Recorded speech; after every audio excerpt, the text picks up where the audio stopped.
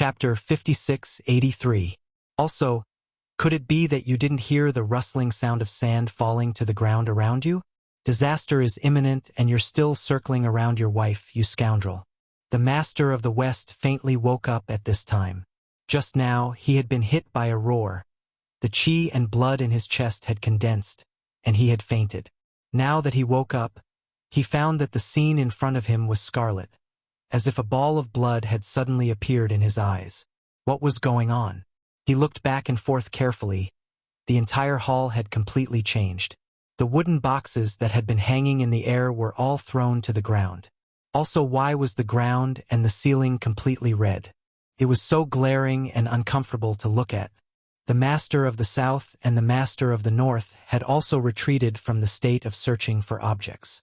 They had both suffered some minor injuries and looked around in confusion. What's going on? Why are all the doors of the hall closed? It's Master Dongfang. A Xiuzha from the West regions pointed angrily in the direction of Master Dongfang. He used a scheme to close all the doors of the hall. Shah! The sand and stones are coming. Master Dongfang smiled and nodded. Looking at the sand and stones that were spreading from all directions, a trace of strange relaxation and relief appeared in his eyes. It was finally here. Putting down the mechanism of the main hall would become a forbidden room. At that time, everyone's life and death would no longer be in their own hands. Fate was so strange. Many years ago, his pitiful wife was killed here. Today, he wanted all these people to be buried with his wife. Entering the sacred palace year after year, just to investigate the mysteries of the mechanism, preparing year after year, until now he could finally implement it. The sand and stones were flowing slowly at the beginning, but it increased in speed almost every second. Everyone seemed to be guarding an isolated island at this time. The surrounding seawater spread up and was about to drown this isolated island. The sand and rocks that were surging towards them were getting closer and closer. Very soon, they would spread all over their desolate island. Baby Mo was still sitting in the middle of the pile of boxes, opening them one by one like opening a gift box. He suddenly opened a wooden box that was very difficult to open, and sent his Shin power inside, but couldn't open it for a long time. Thus, Dudu complained, "This box is even more ridiculous. I don't know if it's empty. I can't open it." The more he couldn't open it, the more he wanted to open it. He took out a small hammer from his inner world. Under the shocked gazes of the crowd, he picked up the hammer and began to swing it violently. Everyone was speechless. I must be blind. How could there be such a terrifying brat in this world? Even if you open the box with such violence, do you think the things inside will be intact? Unable to chisel it open, Mo Baobao controlled a fire spirit and began to roast it. She then switched to using the water spirit to water it. After a round of manipulation, the box did not move at all. He frowned in distress and took out a pot from his inner world, intending to start a fire. Duanyu couldn't bear to watch any longer, and his mouth twitched involuntarily as he raised his hand to cover his face. It looked exactly like how Jojo opened the box of hidden weapons back then. It had been in the water, roasted in the fire, and even boiled in a pot of oil. Mo Lien was speechless. She walked up to pick up that brat and tossed the box in his hand to Duanyu in passing. Although this box looks like the others, it's actually a mechanical box. Chapter 5684. Realization dawned on Baby Mo. It turned out that all his effort was for naught. Back then, your mother picked up a concealed weapon box and operated it like you did. Then, she took out a Tianji treasure map from it. As expected of Jojo's biological child, they really had the same train of thought. What were they thinking? They couldn't open the concealed weapon box, so they rolled in a pot of oil. Could it be that rolling in a pot of oil would make it more fragrant? Baby Mo's eyes brightened, and he turned to wave at his mother. "Is it true, Mother? Is it true? Daddy said that you picked up a concealed weapon box back then and tossed around in water, fire, and oil just like me. Who was like you? You're exactly the same as your father." Sir Jojo expressionlessly returned a glance at his son. "She didn't." Baby Mo puffed up his cheeks. "Daddy, Mother said she didn't." His father really wanted to retort, Anything that your mother refuses to admit is 99% likely an embarrassing matter. But when his wife's gaze swept over, his father immediately switched to an icy expression and hollered at his son. How could your mother be as stupid as you? Preposterous. Baby Mo? Daddy's style changed so quickly that he was practically like a retard and hard to communicate with. While they were speaking, Duan Yu had already opened the mechanism box, and a ball of light mist floated out. The Western master suddenly shouted and pounced at that ball of light mist. However, before he could get close, he was ruthlessly kicked out by a flying leg. Sir Jojo expressionlessly glanced at the restless crowd. Come over if you don't want to die. Everyone. If they found it themselves, Jojo wouldn't even glance at it. But this thing was found by her obedient son and opened by her son's adoptive father. So it should belong to her son. No one could snatch away her son's things. Baby Mo bounced up and scooped up that ball of light mist. What is this? How surprising. She didn't expect that the pauper heavenly law grandpa would actually bury a treasure in the main hall. How could something that could be placed so meticulously inside a mechanism box be an ordinary item? The thousands of boxes around it were probably used as a cover for it. At this moment, the cold mechanical voice came from Midair again. First place on the Providence roll, Mo Shao. Obtained an ultimate holy artifact, insignificant holy robe. Points. 99,999. Everyone was speechless. At this moment, the Western master, who had been kicked far away by Jojo, slammed his fist on the ground and shouted angrily, "It's my Saint Cloth! Damn it, after so many years of painstaking effort to obtain this thing, it was actually taken away by this little brat?" That was the Wuhua Saint robe. With this Wuhua Saint robe, why would he be afraid of immortal venerables and hierarch realm cultivators? Even a punch from a paragon might not be able to penetrate the unadorned saint robe. He was unwilling to accept this. The expressions of the master of the south and the others changed again and again, especially when they saw that mischievous little brat unfold the saint cloth with a shake of his little hand. Their hearts bled. The material of this saint cloth was very rare. It was a thin layer of transparent and unadorned, could expand or shrink at will. Even if it was placed on a jacket, it would look like it was not on at all. It would quickly merge with the jacket, and the naked eye would not be able to distinguish it at all. The little brat shook his little arms and legs and jumped in his father's arms. His father smacked him in annoyance. Stop fooling around. Chapter 5685. This child was really a troublesome fellow. Didn't he see the wolf-like gazes around him? They couldn't wait to take this chubby child away in one bite. Damn it! Damn it! The Western master continuously pounded the ground, pounding it for nearly a dozen times. Baby Mo turned his head to look, and his eyes couldn't help but widen. Hey, you! Stop pounding uncle! Whoosh! The blood sword that was originally stuck in the ground was actually bounced out by the Western master's continuous pounding of the ground in anger and unwillingness. Everyone looked at the Western master with a dumbfounded expression. At the same time, the last bit of red light finally seeped into the giant dragon's slightly opened eyes. Everyone froze in an instant. They watched as the giant dragon's originally dim eyes came alive because of the red light. The pair of dragon eyes actually blinked. A Western region practitioner fell to the ground on his butt and exclaimed, "It's alive! Holy shit, it's really alive." The huge dragon that was originally embedded in the ground suddenly broke out of the ground. With a huge dragon swinging its tail, it immediately sent more than a dozen cultivators standing behind the Western master, who had dumbfounded expressions on their faces, flying out. They crashed heavily onto the beam above the main hall.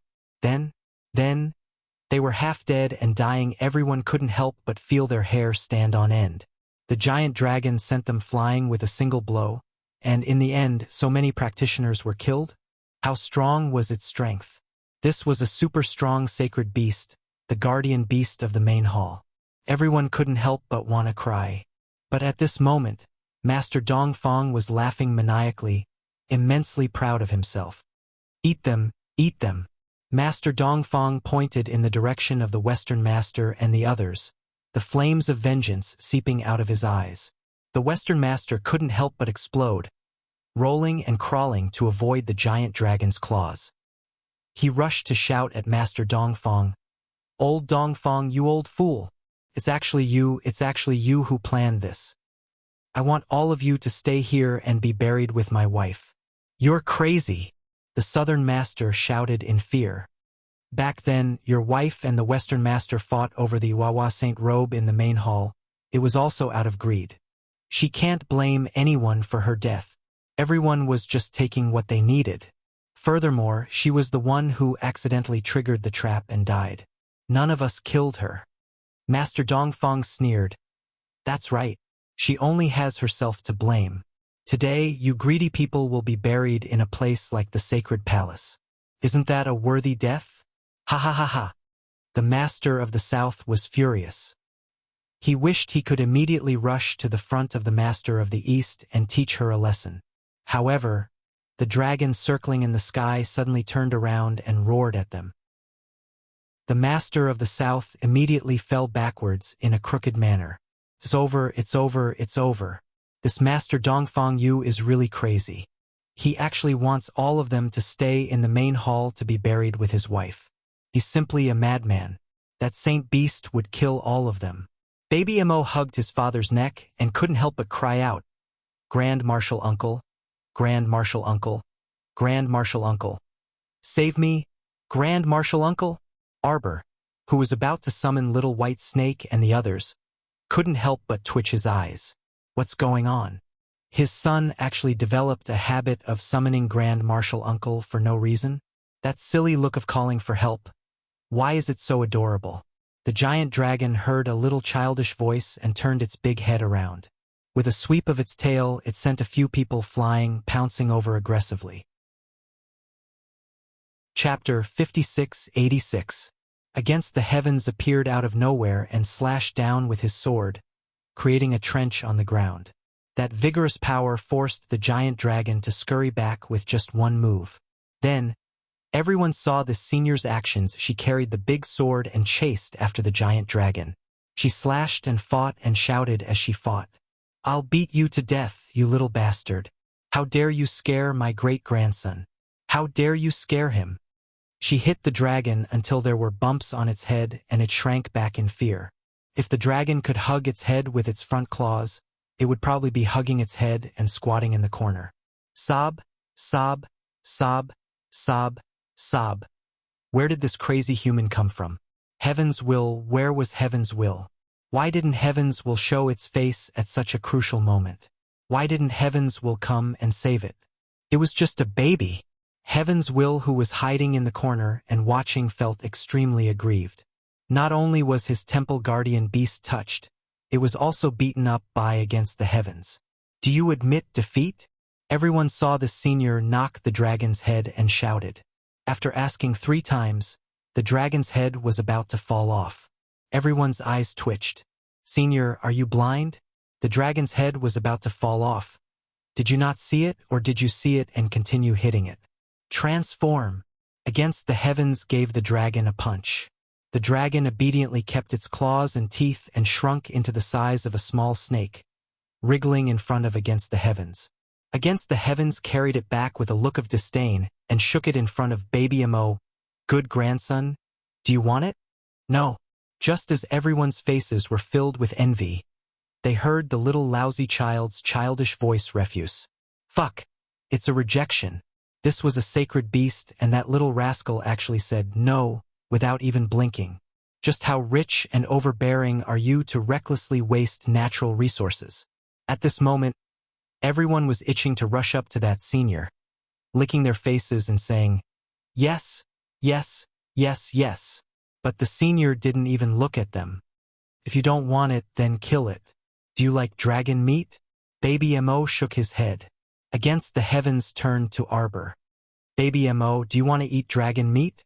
Before Arbor could reply, a young man in black clothes appeared beside Mo Lien and glared at Arbor. Master, your wife just wants to eat dragon meat." Mo Lien quickly comforted him. Okay, Jojo didn't say he wanted to eat it. The little dragon that Qin Nitian's hand, was so scared that its heart was about to stop. It shook its head and it was crying. Baby Mo glanced at it and felt that it was rather pitiful. You're too cruel. You just killed someone. Ah, Arbor of Arbor. Why did this dragon like to howl of the night? Seeing that it truly looked a bit miserable with its head full of bumps, Xiao Mu reluctantly opened her mouth. Son, those people aren't dead yet. They can survive after drinking some medicine. The little dragon nodded its head, indicating that it didn't kill them. It wasn't cruel at all. Baby Mo thought for a moment. Okay, I'll ask Senior Granduncle not to eat you, but you have to listen to me in the future. The dragon head nodded. It finally understood that even the heavens of heaven couldn't save it at this time. Other than saving itself, it had no other choice. In order to live, Sob, no matter how humiliating the terms were, it had to grit its teeth and agree. Sob, the heavens of heaven hid at the side and couldn't help but wipe its tears. Arbor and the rest were too shameless. Chapter 56-87. They even wanted to take away the guardian sacred beast that he placed in the main palace. These people were really heartless. The most abominable one was Qin Nitian. She was an accomplice to the evildoer. Look at what she had done. If she hadn't subdued the guardian sacred beast, how could these people subdue his sacred beast so easily? Bah! Just thinking about it made one's heart ache. This was all because of that crazy Master Dongfang. If he hadn't caused so much trouble, the guardian sacred beast wouldn't have woken up at all, and wouldn't have been taken away by others. These masters of the sacred domain, every one of them that he liked should be replaced. Master Dongfang, who had been hiding behind the pillar, couldn't help but stick out his head in astonishment. Why was it like this? How could it be like this? That seemingly aggressive and incomparably brave sacred beast was actually subdued by someone? Then what should he do next? He was still counting on this sacred beast to kill all these greedy people on the spot and bury them with his wife. It didn't matter. Ha ha ha, they couldn't get out anyway. None of these people could escape. The sand and stones on the ground spread extremely quickly. Now it had already reached everyone's calves. In less than half an hour, the entire main palace would be covered by sand and stones. Ha ha, that's right. At that time, everyone present here would be wrapped in sand and stones in the main palace, even if they could use a defensive barrier to resist for a while. But there were still more than 10 hours before the sacred palace closed. They couldn't stop it at all. Ha ha ha ha. Master Dongfang laughed crazily. Good. Good. Everyone will be buried with my wife. Ha ha ha ha. Damn old man, go to hell. Master Dongfang screamed. Raising the two flying swords in his hands, he pounced angrily towards Master Dongfang. The rest of the people were stunned and couldn't react for a moment. They were extremely distressed.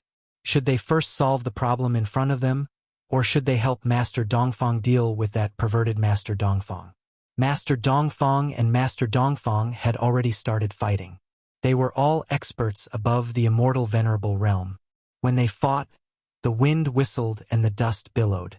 The entire main palace was originally covered with sand and stones.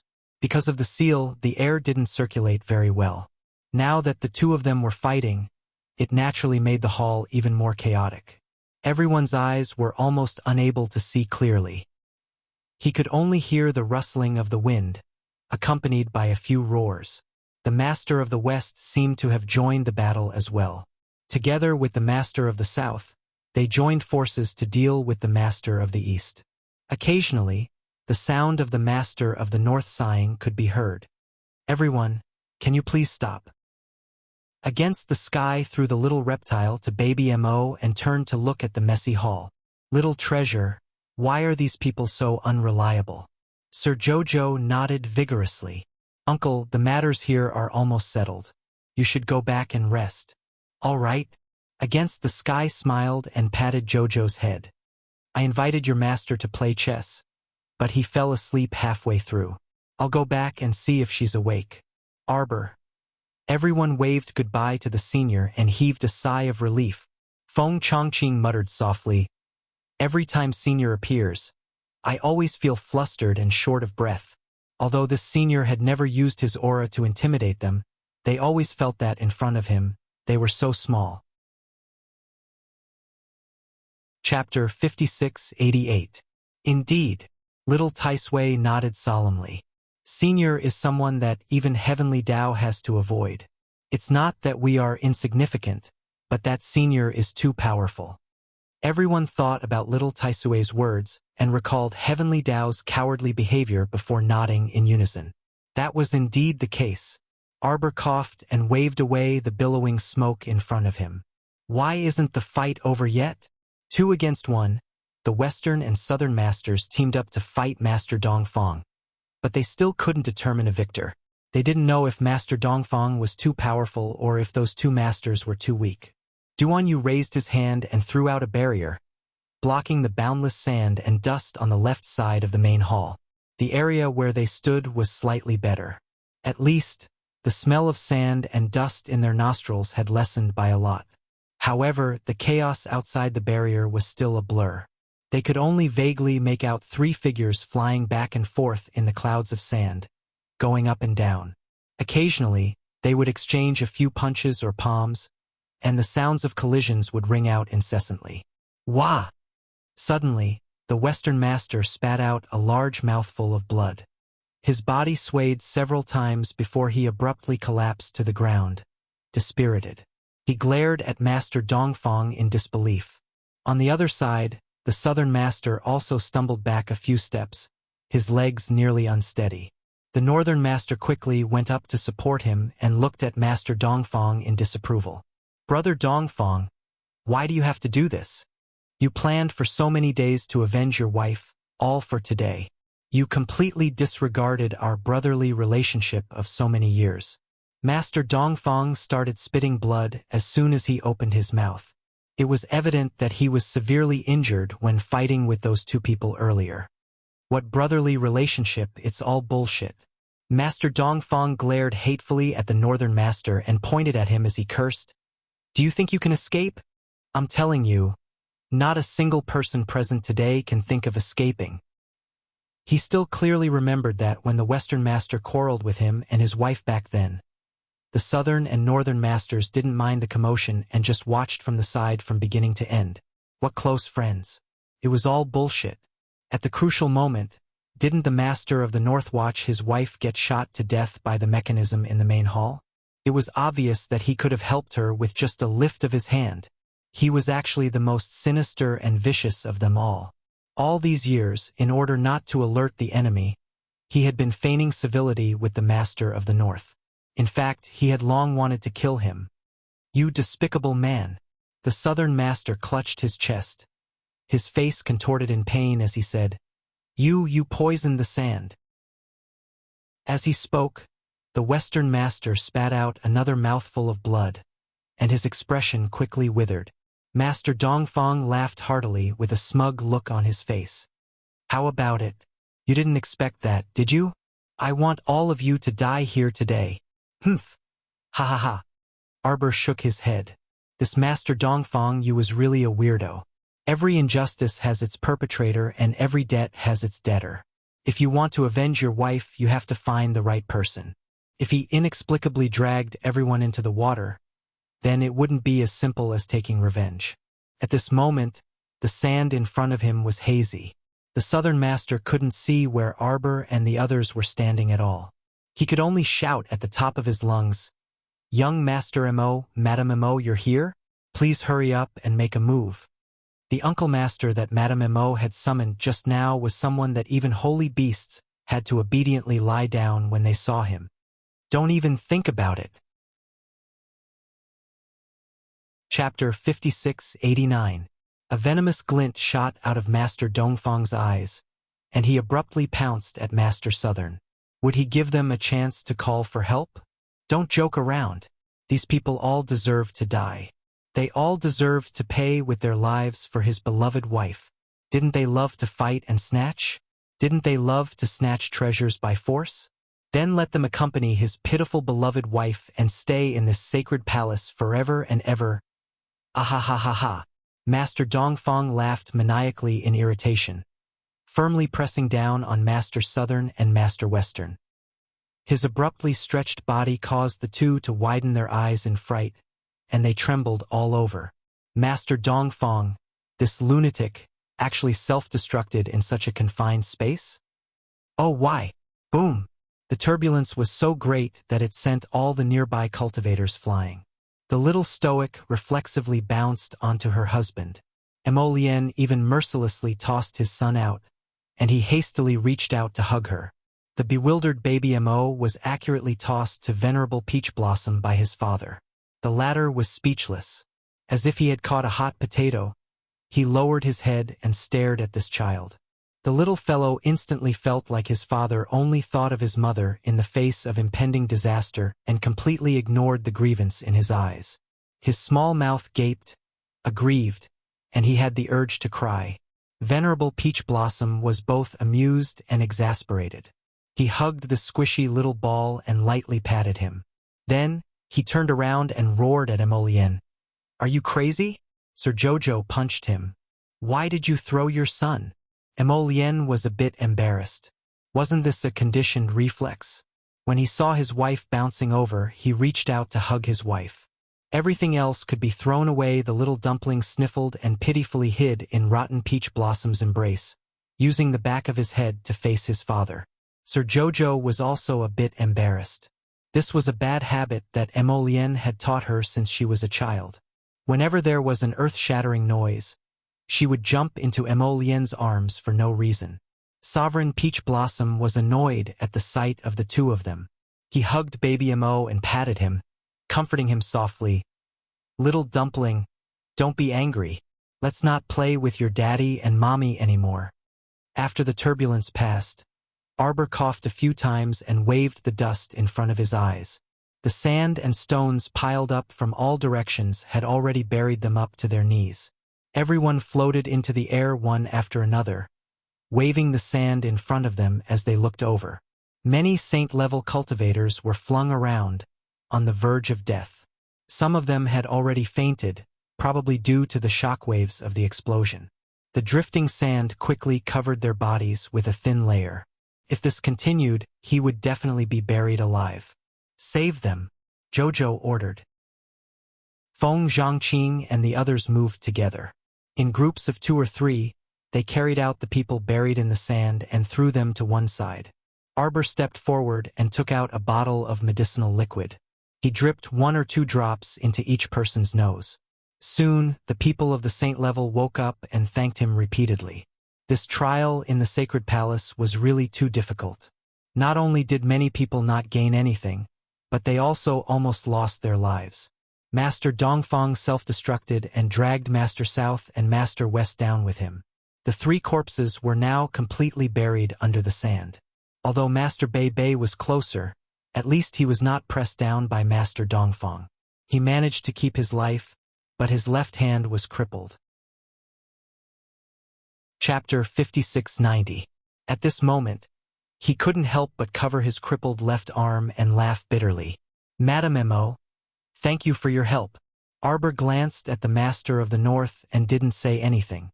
After rescuing the group of people from the sanctuary, Emolien said, "It seems like this place will soon be submerged by sand and stones. Let's get the Heavenly Tao to open the exit of the palace for us as soon as possible. It's not difficult to get out." Suddenly, a voice floated in the air. Everyone looked up and saw that it was indeed the Heavenly Tao. He was floating above the main hall and looking at them with a pitiful gaze. "How pitiful!" The Heavenly Tao sighed. "Look at you all in such a sorry state. Even I can't bear to see you like this.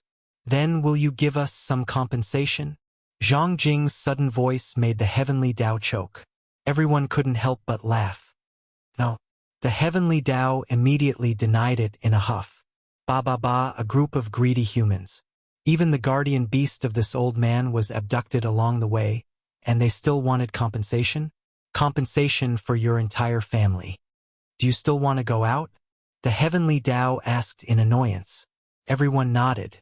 Resources were just worldly possessions. Now that even their little lives were about to be played, they naturally had to withdraw if they could. If they couldn't do it this year, there was still next year.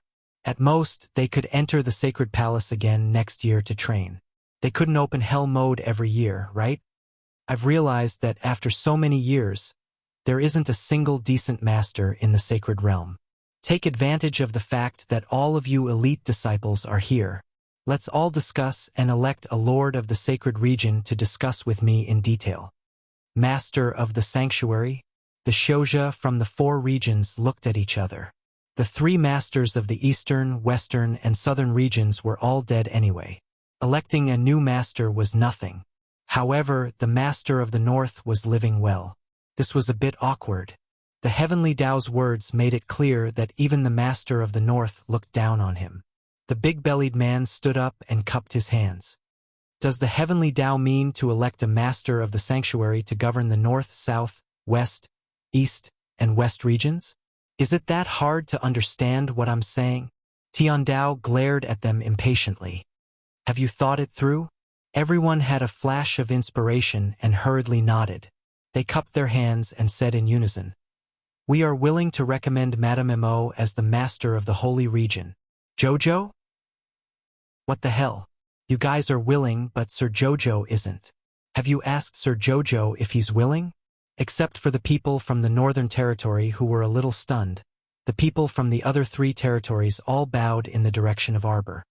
Greetings, Master. The Master of the North was very embarrassed. He felt a sense of defeat, as if he had been kicked out of his position. The Heavenly Tao Elder looked at them with gratification. That's good. Then I'll send you out. Heavenly Tao, what are you doing? The Heavenly Tao secretly thought to himself, I'll find something for you, little bastard, to do, so that you won't be idle all the time and always want to summon your master and martial uncle and find trouble with me.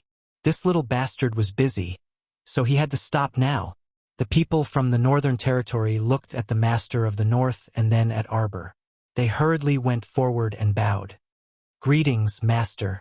The Heavenly Tao had already said that he would recommend this person as the Master of the Sanctuary. Who would dare to say no? The Master of the North was instantly embarrassed and didn't know what to do. Chapter 56-91. Should he continue to feign ignorance and pretend that he didn't hear the people of the northern region call Madame Mo Master? Or should he simply step forward to greet her and respectfully address her as Master? Just as the Northern Master was in a dilemma, the large group was transported to the Sacred Palace's entrance. When the Northern Master looked up, he discovered that he had been released from the main hall by heavenly law along with the group of people. At the same time that he breathed a sigh of relief, he couldn't help but feel a bit melancholy. The situation was hopeless. That Madame Mo could be considered as heavenly law's default choice for the master of the holy domain, right? What right did he have to compete with her? Looking down at his crippled left hand, the master of the north sighed and simply walked to the back of the crowd without saying a word. After being led out of the sacred palace's entrance by Mo Lien, Arbor turned back to glance at her son who was huffing and puffing with rage. Guilt welled up spontaneously. Her husband actually lost their son when danger struck. The little stoic tried her best to glare at her husband, but the latter blinked and innocently looked back at his wife. At that time, it was really just a conditioned reflex. Mo Lien felt that it was merely because he was already used to hugging his wife. The little dumpling was very angry and didn't even pay attention to his parents. He kept facing the couple with the back of his head. Now that he saw heavenly law hanging in the sacred palace with a wooden face, the little fellow waved his small hand in heavenly law's direction. Goodbye, old grandpa, I'll come again next year. Heavenly law looked at him expressionlessly. He directly raised his sleeve and slammed the palace's door shut with a bang. Everyone silently twitched their mouths. Baby Mo looked up at Divine Peach Blossom in confusion. Uncle Peach Blossom, what's wrong with old grandpa? Divine Peach Blossom suppressed his belly full of laughter and glanced down at the child. Maybe he's a bit angry when he sees you. Everyone. Baby Mo harumphed and thought, old grandpa isn't happy when he sees me, but I'm even more unhappy when I see him. Master. An Eastern region cultivator cupped his hands at Arbor. Then let's return first. Arbor nodded slightly, not feeling anything about this title of Master. She felt that this was a trap that heavenly law dug for her. Why did it suddenly throw her the title of Master? Master! At this moment, the practitioners from the western and southern regions also gathered around. Master, are you going back with the people from the eastern region? Her bamboo garden was in the eastern region. Where else could she go if she didn't go home? Master, since Elder Heavenly Tao's intention is to unite the entire sanctuary, then Master should consider whether it's time for you to settle down in our western and southern regions. Right. Jojo looked at them expressionlessly. We'll talk about this later. What's the difference between your western and southern regions and the eastern regions? Weren't they all covered in a vast expanse of white fog? Speaking of the fog, Xiao Mu pondered in her mind. How about she find a day to see if the realm of misfortune could absorb all the white fog in the eastern domain clean? If the holy land and holy water could nurture a piece of land, then perhaps in a few years this wretched piece of land would be able to flourish. At that time, those pitiful adults who risked their lives to escape prison to send their children out of the sanctuary might be able to live a good life. With this thought in mind, Arbor glanced at the people from the eastern region. Will you all listen to me in the future? Chapter 56-92. Of course. The eastern region's cultivators hastily cupped their hands. What a joke.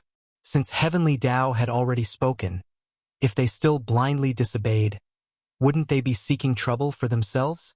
Arbor nodded reluctantly with a taut face.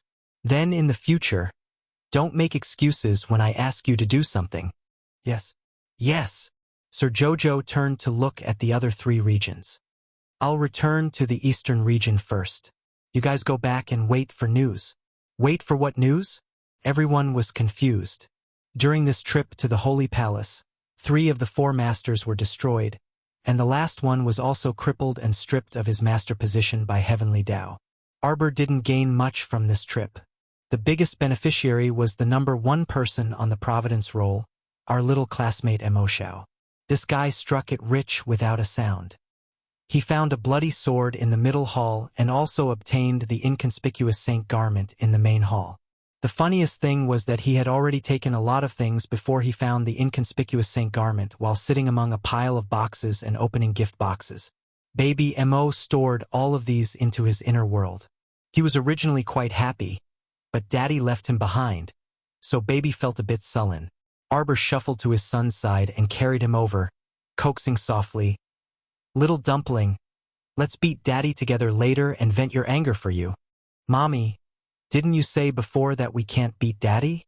Arbor thought about it and nodded. That's indeed the case. But Daddy was in the wrong this time. Beating him is to make him remember. Baby Mo shook his small head. "Forget it. Daddy doesn't grow wise and won't remember." Arbor. The little stoic looked back at her husband strangely. Her son understood his father quite well. "Unfortunately, I don't have a wife." Little Dumpling looked up at the sky sadly. "Emolien, 2 against 1. I have no chance of winning." Venerable Peach Blossom chortled and pinched the little fellow's chubby cheeks. "I'll find you one when we go back." "Forget it." Xiao Tuanzi looked up at the sky with a hopeless expression. "A wife is something that can only be found by chance. Some people were born with a wife, while others never had a wife in their entire lives. Everything is fate. I'll just follow it." Everyone was speechless. Arbor? What was going on? Why did the scene suddenly go awry? On the second day after everyone returned to the Holy Realm, Arbor ordered people to post a notice and found more than a dozen free laborers. Among them were the big-bellied men, He Weiping and Zhang Jing, who had volunteered. Reclaim wasteland? Everyone asked in confusion. But how do we reclaim wasteland in this vast white fog? Let me absorb the white fog and take a look at the terrain first. Jojo took out the heart of misfortune and tossed it into the air. The white fog from all directions quickly gathered towards this place. Indeed, it covered the sky and the earth as it surged and rolled. Arbor blinked and turned back to say to Zhang Jing and the others, "All right, let it absorb for a few days. We'll come back and take a look then." If the Holy Realm could develop and become rich together, These Holy Realm cultivators wouldn't have to live so bitterly, Arbor thought. These people had lived such horrible lives for so many years. He seriously couldn't bear to see it. Each of the Transcendent Realm cultivators lived worse than the ordinary civilians of the lower star domain. They risked their lives for food every day. It was too miserable. Look at the burning eyes. He really didn't want to see so many idiots. Chapter 56-93. 3 days later, the mist in the eastern region was completely absorbed. Such a big move shocked the people in the other 3 regions. Everyone rushed to the eastern region like a swarm of bees, wanting to see what was going on. What they saw was incredible. The mist in the eastern region was completely swept away. Ah! Suddenly hearing a shy scream, Arbor looked up and saw a female cultivator wearing a piece of ragged cloth. She hurriedly covered her body, turned around, and ran away. He Wei Ping smiled awkwardly at Arbor. In the past, the mist was boundless, and the visibility was very low. People couldn't see each other clearly from half a meter away. Now that the mist is suddenly lifted, everyone is a little embarrassed. What embarrassment! It was obviously that female cultivator who found that her slovenly appearance was seen by everyone, so she hurriedly ran away to wash up. Look at these idiots, what kind of life did they live day by day? Because people couldn't see each other's faces clearly, it was possible that they didn't wipe their faces for a few years. He Wei Ping's hair was also a little messy. At this time, he was scratching his head in embarrassment. We will go back to wash up. We'll come back tomorrow to find Master. He Wei Ping's face turned red from the little guy's disdainful gaze. He hurriedly took Zhang Jing and the others back to the newly built bamboo house to wash up. A small female cultivator, wrapped in a dirty blanket, squeezed through the crowd and came to Arbor's side. Her voice seemed to crawl out of hell as she said faintly, "Master, what should we do?" Now that the fog had been parted, people could see each other clearly. For people like them who hadn't built a bamboo house yet, if they slept on the streets, wouldn't they be seen clearly by others? "I don't care what you do.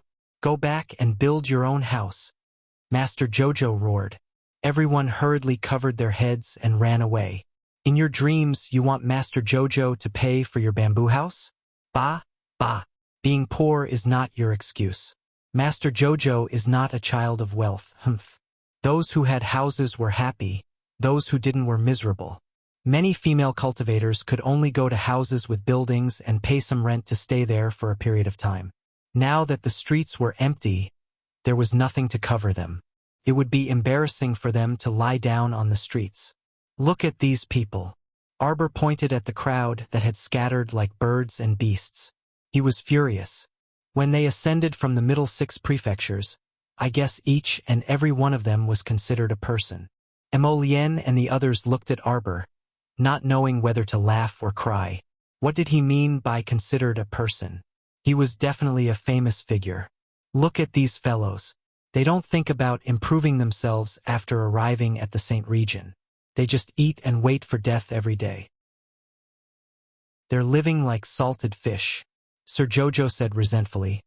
If their juniors in the lower star field of the middle 6 prefectures knew that their ancestors were all like this, what would they think? The corner of Venerable Peach Blossom's mouth twitched. Thinking back to the past, he seemed to have been just like this, waiting for death to come. Fortunately, Xiao Qiao had summoned him back, making his life a little more colorful. Salted fish have no future. The little stoic waved her small hand and forcefully spat out this sentence. Everyone nodded repeatedly, expressing their agreement. Chongqing, go and issue a public announcement for me. Gather everyone in the Eastern Domain here tomorrow at 7 a.m.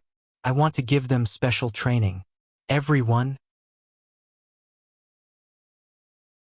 Chapter 56-94. The practitioners of the Eastern region started to run out of luck.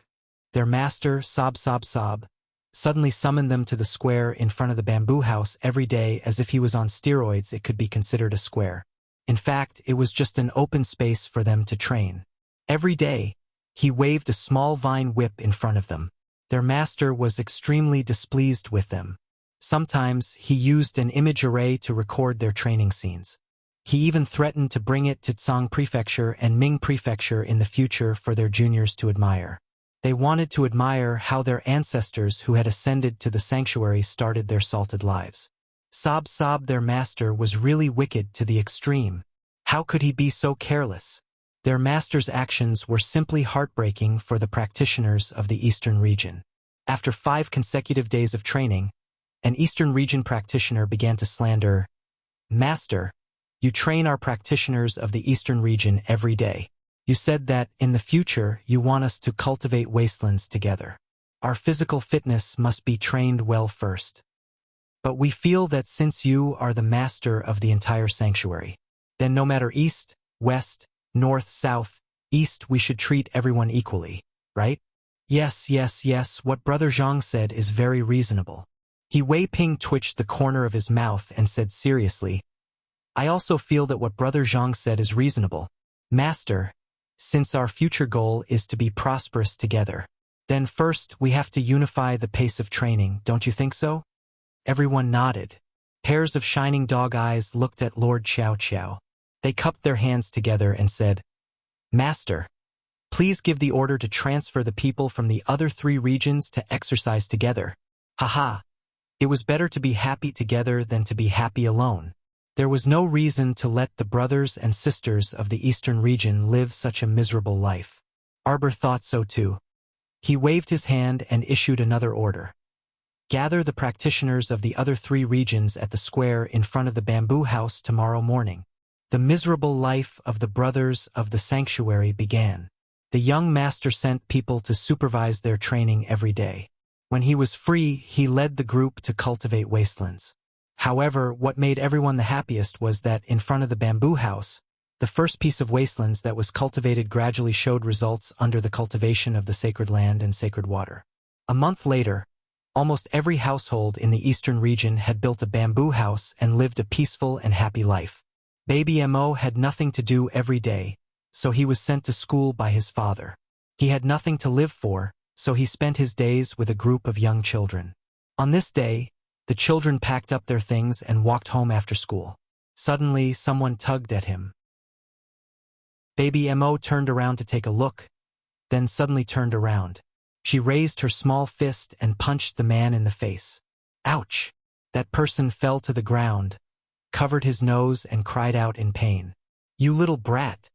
Why did you hit people?" Guangguang Darren was carrying Baby Mo's little school bag and was rushing over from behind. When he saw the person lying on the ground, his little face immediately darkened. Mother said that those who like to lie on the ground, 8 or 9 out of 10, are trying to scam others. That's right. Baby Mo looked at him warily. "Old grandpa, why are you hiding behind me? Are you trying to trick me?" The old man stood up with a hunched back and rolled his eyes in annoyance. "Little Gongzi, don't be ungrateful. I have a secret talisman book here. It is never given to outsiders. I guarantee that you will learn it after reading it, and you will be invincible." Ha ha ha. Baby Mo couldn't help but laugh. Chapter 5695. Who would have thought that someone would actually look for him to sell talisman manuals? Could this old grandpa be a retard? Baby Mo waved his hand at the old man.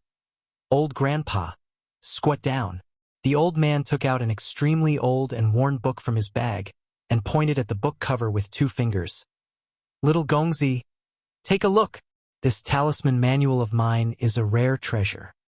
"Are you new here?" Lord Guangguang asked curiously. "Ah, did you just ascend to our sacred saint region today?" The old man rolled his eyes. "Child, do you have any special meaning for asking this question?" Of course there was a special meaning, but Lord Guangguang was too lazy to tell him. In the sacred saint region, there was no one who did not know of Master Yu's precious son. "What do you want to exchange this talisman manual for?" The old man's eyes lit up. "I see the treasured sword at little Gongzi's waist." Before the old man's hand could touch the cloud mist sword, it was slapped down by Lord Guangguang. So it was because of his Baby Mo's blood sword. Ever since Baby Mo took this blood sword out of the sacred palace, it had been hanging on his waist. This kind of sacred weapon could change in size, but now it had shrunk to the size of a small bamboo knife and was hanging on Baby Mo's waist.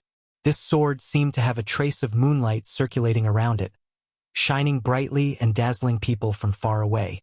No wonder this old man had evil thoughts about little Furball when he just ascended to the sacred Saint region.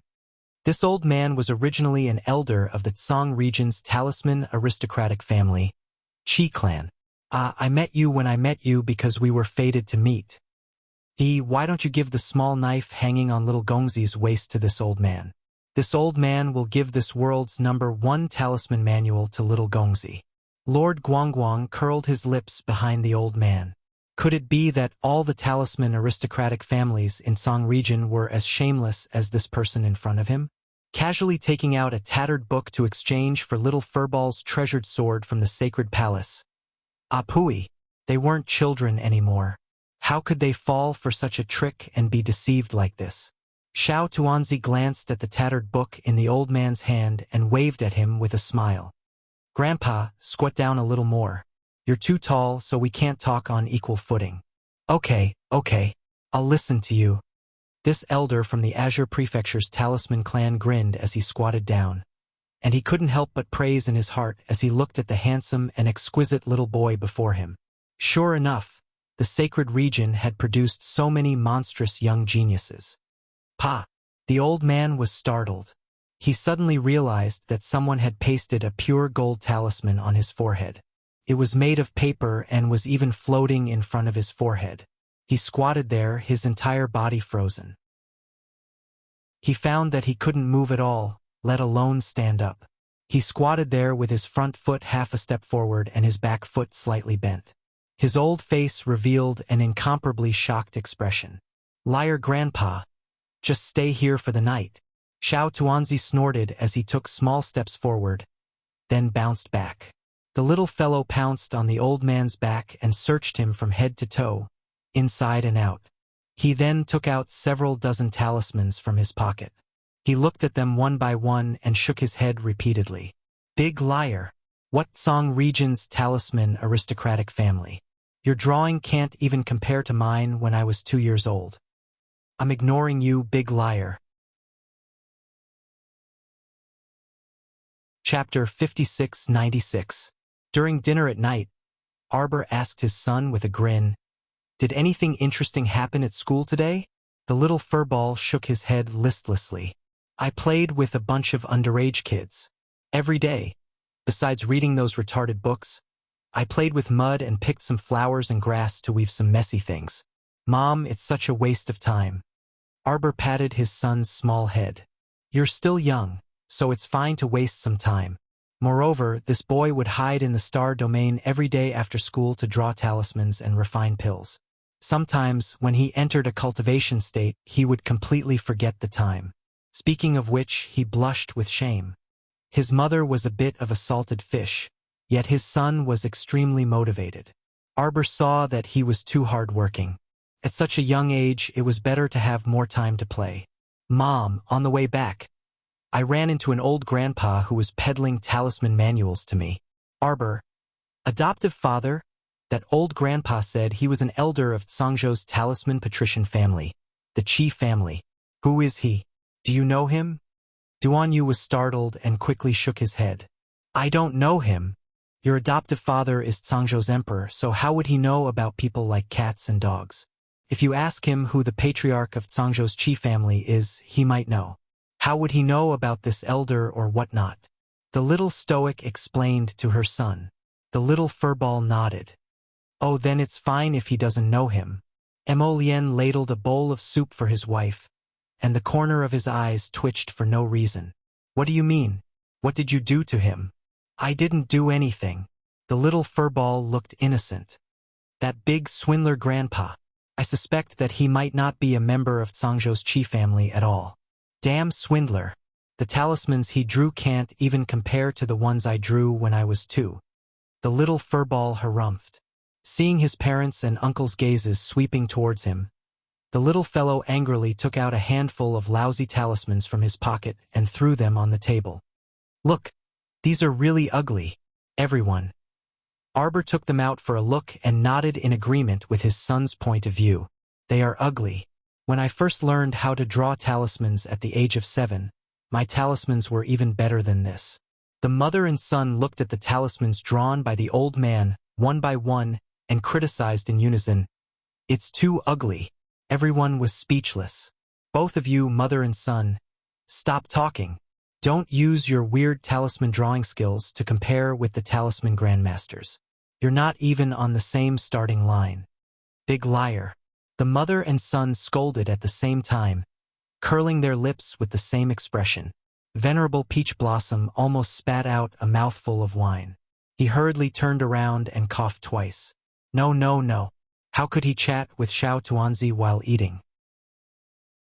Damn it, he wanted to laugh whenever he talked about it. He couldn't even eat properly. Emolienne pursed her lips and looked at her little brat speechlessly. What did you do to her? Nothing. This swindler grandpa, does he think I'm a 3 to 5-year-old kid? He actually said that he wanted to use that lousy talisman manual to exchange for my cloud sky. Humph. I took out a body-securing talisman and slapped it on his head. Xiao Tuanzi snorted and tilted her little head.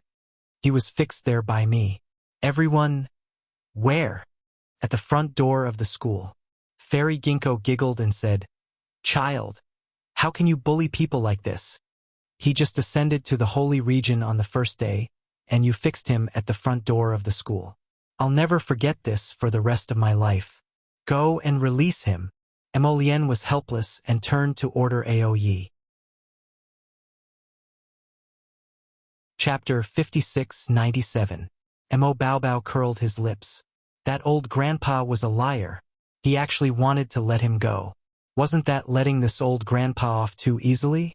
Emolienne reached out and stroked her son's head. Just teach him a lesson. In the future, this old grandpa would probably take a detour whenever he saw Mo Baobao. At night, Mo Baobao tossed and turned on the bed, unable to fall asleep. He rolled and crawled up from the bamboo bed. Lord Guangguang, who was sleeping on the other side, rubbed his eyes and asked with a puzzled expression, Little dumpling, where are you planning to go in the middle of the night? Mother has personally become the master. She's busy every day. I have to help her. Lord Guangguang looked sleepy. Little dumpling, how are you going to help Mother? Sigh. These lords who have ascended to the holy region are really too worrisome. They're all living their lives like salted fish. No wonder Mother must train them in the middle of the day. Time is limited. If this continues, they might not be able to make any big breakthroughs even after 8 to 10 years. Little dumpling, aren't you worrying too much? Lord Guangguang opened his mouth. He really wanted to tell his little brother to go to sleep in the middle of the night. Don't bother yourself with these troublesome matters. Mo Baobao slapped his thigh and jumped onto the ground. I've decided. Decided what? Lord Guangguang had a bad premonition. He felt that whatever little dumpling decided, it wouldn't be anything good. Give these uncles and aunties more exercise. Lord Guangguang's sleepy eyes suddenly widened. San? You've been training very hard recently. Husband, I've added some hot water for you. Soak in it for a while longer. All right, thank you, wife. In a newly built bamboo house, a man soaking in a bathtub answered with a chuckle. Ever since Master took over our holy region, why do I feel that our days are getting better day by day? Although our daily training is quite tiring, I feel that slowly, we can also live a full and warm life. The man sighed. I think Master is indeed having a hard time. Tian has sent people to supervise us. Speaking of which, we were a famous swordsman couple back in the underworld region. Who would have thought that after ascending to the sacred region a few years ago, I would actually become more and more unambitious? You're right to think that way. A cold voice suddenly appeared behind the couple's heads. The man in the bathtub turned his head to take a look and coincidentally saw a small head floating outside the bathtub. The child had a long ponytail and a jet-black jade seal inlaid on his forehead. At first glance, he looked like a freaking corpse. The man was so scared that his legs went soft and he sank into the bathtub. Caught off guard, he drank a mouthful of bathwater. Cough, cough, cough, cough. The man's face turned red. The woman looked at the child floating out from behind the bathtub in surprise. The child was about 5 years old.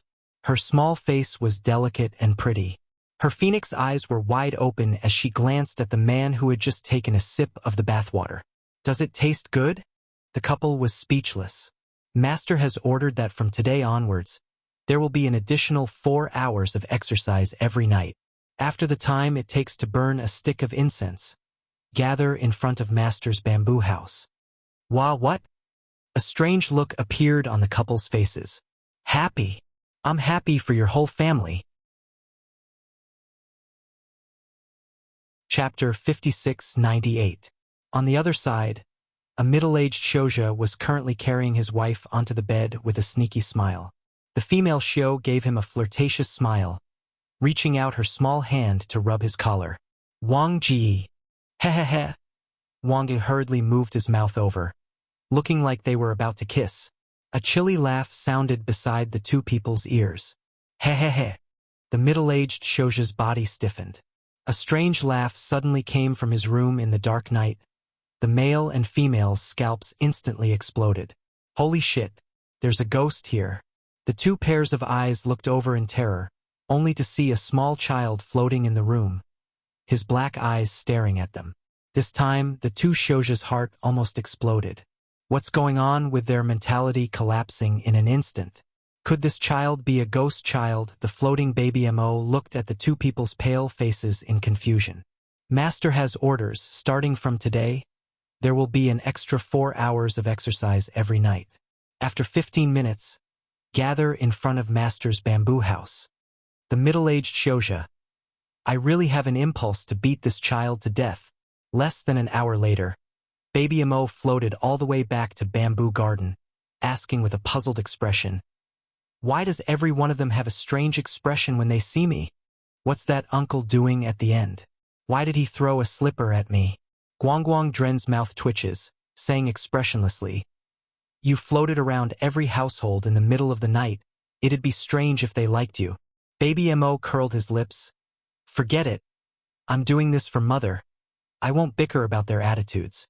Guangguang Dren thought, if you don't bicker, others will bicker with you. Your bad habit of going out for a stroll in the middle of the night, it'd be good if you could change it. In the middle of the night, there were already many people gathered in front of the bamboo house. Everyone was holding all kinds of lighting equipment, illuminating the empty square in front of the bamboo house. Zhang Jing saw He Wei Ping and Co in the crowd, and hurriedly squeezed over, saying with a speechless expression, "Everyone, were you also woken up in the middle of the night?" Thinking of the face floating outside the window, He Wei Ping could not help but slap his forehead. "Young Master Mo is really too naughty. At that time, I was still bathing, and that child appeared behind me, floating out like a ghost. I fucking exploded on the spot. Isn't that so? This young Master Mo is too mischievous. Say, do you think we should report this matter to Master? Forget about the report. If Master gets angry out of humiliation, he might even double our exercise time." "Big Brother Liu, what you said is extremely reasonable." Just as everyone was discussing animatedly, they heard a light and crisp cough coming from the front. Everyone looked up and couldn't help but twitch their mouths. She saw that young Master Mo Jr. was floating in from outside the bamboo garden. Under the boundless night sky, this fellow was like a little ghost, drifting without making a single sound. "Hello everyone. Since everyone is here, let's begin," this young Master Mo said in a childish voice. He then took out a jade talisman from his pocket. Everyone stared at him warily, especially an old grandfather standing in the front row. His expression was especially nervous as he stared at baby Mo. This old grandfather was the Tsang Prefecture's Qi clan's elder, who was miserably immobilized by his body-securing talisman during the day. At this moment, he finally knew how stupid he was during the day. It was only his first day in the sacred region, and he had already kicked an iron plate. Chapter 5699. Little young Master Mo, He Wei Ping, who was sitting in the front row, hurriedly called out, "What are you doing? My child, let your uncle sleep and stop playing." Uncle He, don't worry. The golems I released are for you to practice. Don't worry about it. It doesn't matter if you break them. I'll make another batch. Everyone, something didn't sound right, but there was no time for them to think about it. Hundreds and thousands of muscular golems jumped out of the storage talisman and punched their bodies. In the middle of the night, the master turned over and pressed her entire body against her husband. Wifey. Emolien half opened his eyes and reached out to hug her slender waist. He nuzzled against her. Can't sleep? Do you want your husband to do something with you? Master's round eyes were very bright in the dark night. She lowered her voice and whispered in his ear. Don't make a fuss. Listen outside. Is there any noise? There's no noise. Emolien pulled her down and was about to kiss her. Master covered his thin lips with one hand. Something has happened. With a whoosh, this fellow got up from his body, put on some clothes, and mindlessly tried to walk away. Emolien hurriedly got up and pulled her back. Wait, how could his beautiful wifey go out dressed like this? No way, no way. His wifey looked like a lazy kitten after waking up. No one else could see it except him. Listen, it's noisy outside. Master blinked and whispered to him. Your son must be up to something again. Emolien suddenly smiled and lowered his head to kiss the little fellow. Our son has gone astray. There's no hope for this. Let's work harder and have another child to educate. His master punched him in the head. You think you can do that? You can't even teach one child well. Emolien's distinct phoenix eyes blinked vigorously as he grumbled aggrievedly in his heart. Is my wife disdaining hubby? Let me tell you, based on my intuition as a mother, something must have happened outside. The little stoic punched her husband. Hurry up.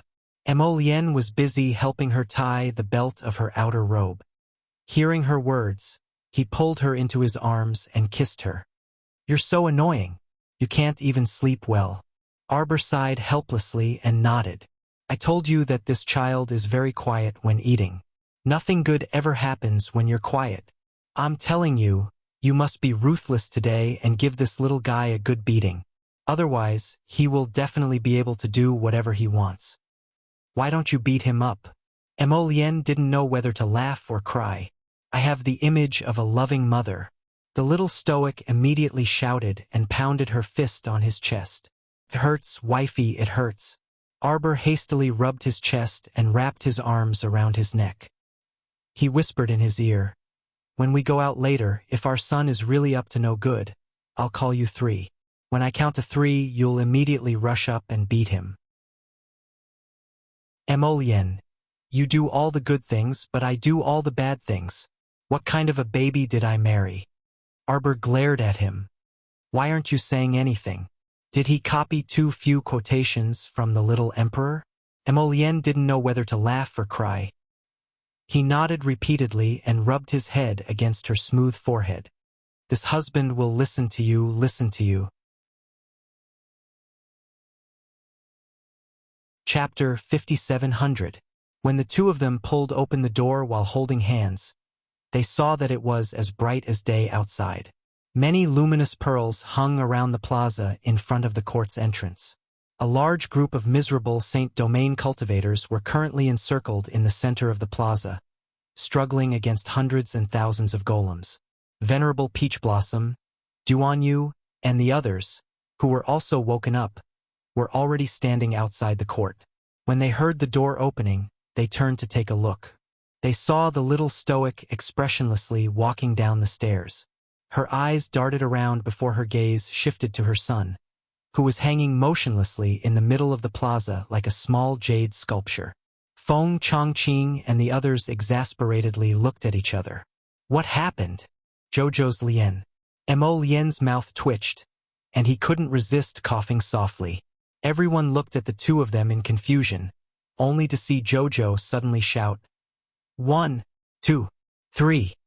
Emolien, that guy flew over with a whoosh. Everyone couldn't help but find it a little funny. Emolien, that guy, no matter how they looked at it, was hilarious. He pounced to Baby Mo's side and picked him up in his arms. Baby Mo, who was originally resting with his eyes closed, opened his eyes to glance at his father and asked curiously, Daddy, why did you come? Emolien curled his lips at his son with a spurious smile. Why don't you guess why your dad came? Baby Mo immediately put on a vigilant expression when he saw his dad's appearance. Daddy, you didn't come to hit me, right? You guessed correctly. Emolien smiled faintly and raised his hand to slap his son's butt. Baby Mo immediately kicked his legs and wailed. When Sir Guangguang saw this, he hastily pounced over to rescue Emolien. He hung onto his father's arm and bared his white teeth, wanting to bite him. Who told you not to sleep in the middle of the night and to cause trouble all day long? What did you release these golems for? Can't you let these uncles have a good night's sleep? When Emolien raised her hand to hit her son, the sacred domain practitioners who were fighting against the mechanical puppets were so touched that they wanted to cry. Their savior had finally arrived. Their master had finally brought her husband to save them. Baby Mo cried out, "Mother! Godfather!" It's useless to call them grandpa and grandma. Emolien kept a straight face, trying to maintain the image of a strict father. As a loving mother, Jojo immediately trotted over and took her son from her husband's arms. She raised her hand and knocked on his forehead. Son, what did you do this time? Look at how angry your father is. How could you anger your father like this? Unfilial son. Emolien scolded. The corners of Duanyu and Venerable Peach Blossom Divinity's mouths couldn't help twitching. This was too fucking fake. Anyone with a discerning eye could see that it was Sir Qiao Qiao who instigated Emolien to hit his son. At this moment, he still had to play the role of a good guy to comfort his son's hurt little heart. Mother, woo-woo, father hit me. He hit Baby Mo's butt in front of so many people. How infuriating. Was Baby Mo shameless? Baby Mo could get angry too. Father is a bad guy. Arbor nodded, hugging his son and patting him lightly. Son, you're too naughty. What are you doing in the middle of the night instead of sleeping? Mother, I saw that you've been training these uncles too hard, so I wanted to help you. Arbor was still acting, but when he heard this, he couldn't help but stare blankly. Looking down at his son's big, watery eyes, he couldn't help but smile.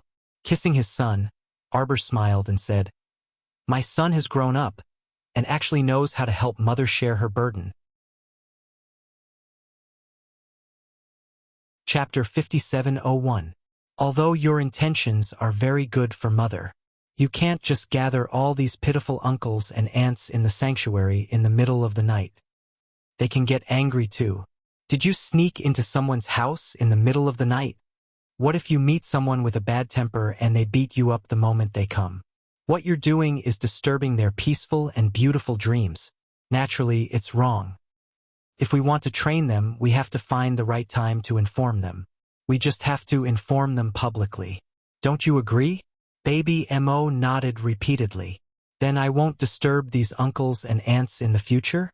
Previously, there was an uncle who crawled out of bed and screamed at me in terror. He even threw a slipper at me. I don't know what's going on either. That uncle was so angry. Everyone. Divine Peach Blossom laughed so hard that he almost spat out a mouthful of tea. Damn. This child must have disturbed the wonderful occasion of the celestial being. The corners of Emolien's mouth twitched. His hands itched to hit his son again. But now that his wife was hugging his son, he couldn't go up and hit him. Son, hurry and put away all these golems. Who would be able to stand this? They had to train day and night. They had to give them time to rest. Baby Mo nodded sensibly. With a wave of his hand, he put away the hundreds and thousands of golems he released into the storage talisman. The sounds of fighting on the field finally came to a stop. The exhausted sanctuary cultivators turned around and cupped their hands in thanks to Emolien, Arbor, and the others. Thank you for saving us, Master. Thank you, Master. Thank you. After Arbor dispersed the crowd, he hugged his son and yawned. Son, you can't cause trouble in the future, okay? Baby Mo nodded his little head and burrowed into his mother's arms. Mother, should I go and apologize to them? Don't. Everyone spoke up to stop him. If this slow-witted child were to sneak into every household in the middle of the night and use the glorified excuse of apologizing, The sanctuary cultivators would probably really go crazy. Those uncles and aunties won't really care about a child like you. But what about you? You have to strictly recognize your own mistakes. You can't do this again. If someone didn't invite you, you can't just barge into someone else's house. Understand? Oh. Baby Mo nodded and hugged his mother as he asked, "Mother, can little dumpling sleep with mother today?" His father immediately tried to pull him back. "No. You're almost 6 years old after the new year. You're no longer a 2 or 3-year-old child. You have to sleep independently." Everyone looked at him with disdain. Arbor ignored her husband and nodded with her son in her arms. "Okay, son. Let's sleep together tonight. We'll get up early tomorrow." Baby Mo nodded and hugged her mother's neck happily, looking very happy. His father, on the other hand, was not so happy. He kept shooting glances at Venerable Peach Blossom, who was beside him. "Venerable Peach Blossom God, why should I help you carry your son away? Ha, you can happily scram with Jojo, but I still have to look after your son for you. Bah, it's getting late. Let's go, let's go." Venerable Peach Blossom pulled Duanyu and left with a flick of his sleeves. "I'm so sleepy." He ignored Emolien's gloomy glare at them from behind. Chapter 5702. On the second day, Baby Mo woke up on the small soft bed beside them. The little fellow was lying on his stomach in a soft and fluffy blanket. He arched his small body and poked his head out from under the blanket. He rubbed his large eyes and turned his head to look at the two people in the bed. Only then did he realize that, in the middle of the night, he was actually carried to the soft bed by his heartless father to sleep. The little fellow was so angry that he jumped up like a carp and climbed onto the big bed barefooted. Father, this heartless and bad fellow, every time he moved Baby Mo around like a toy, he even despised him for being a hindrance. He climbed onto the bed and kicked his father's leg with his small feet. His movements were abnormally nimble as he climbed onto the big bed in a few steps and flipped over his father's body. Emolien had long woken up and couldn't help but laugh when she heard the commotion. She scooped the little fellow into her embrace and pinched his small face. "What are you doing so early in the morning? Let mommy sleep for a while more." Baby Mo huffed, "I don't want you, I want mommy." This tone, why did it sound so much like, "I don't want you, I want the benefactress"? Hearing that, Emolien frowned and lightly knocked on his head. "You're not allowed to imitate your big brother's words." "Humph." Baby Mo huffed and stretched out his small hand. "I want mommy, I want mommy." Arbor was woken up by the father and son. She opened her pair of beautiful eyes and stared at the two for a while. Her small fist landed on Emolien's head. "What's the fuss about?"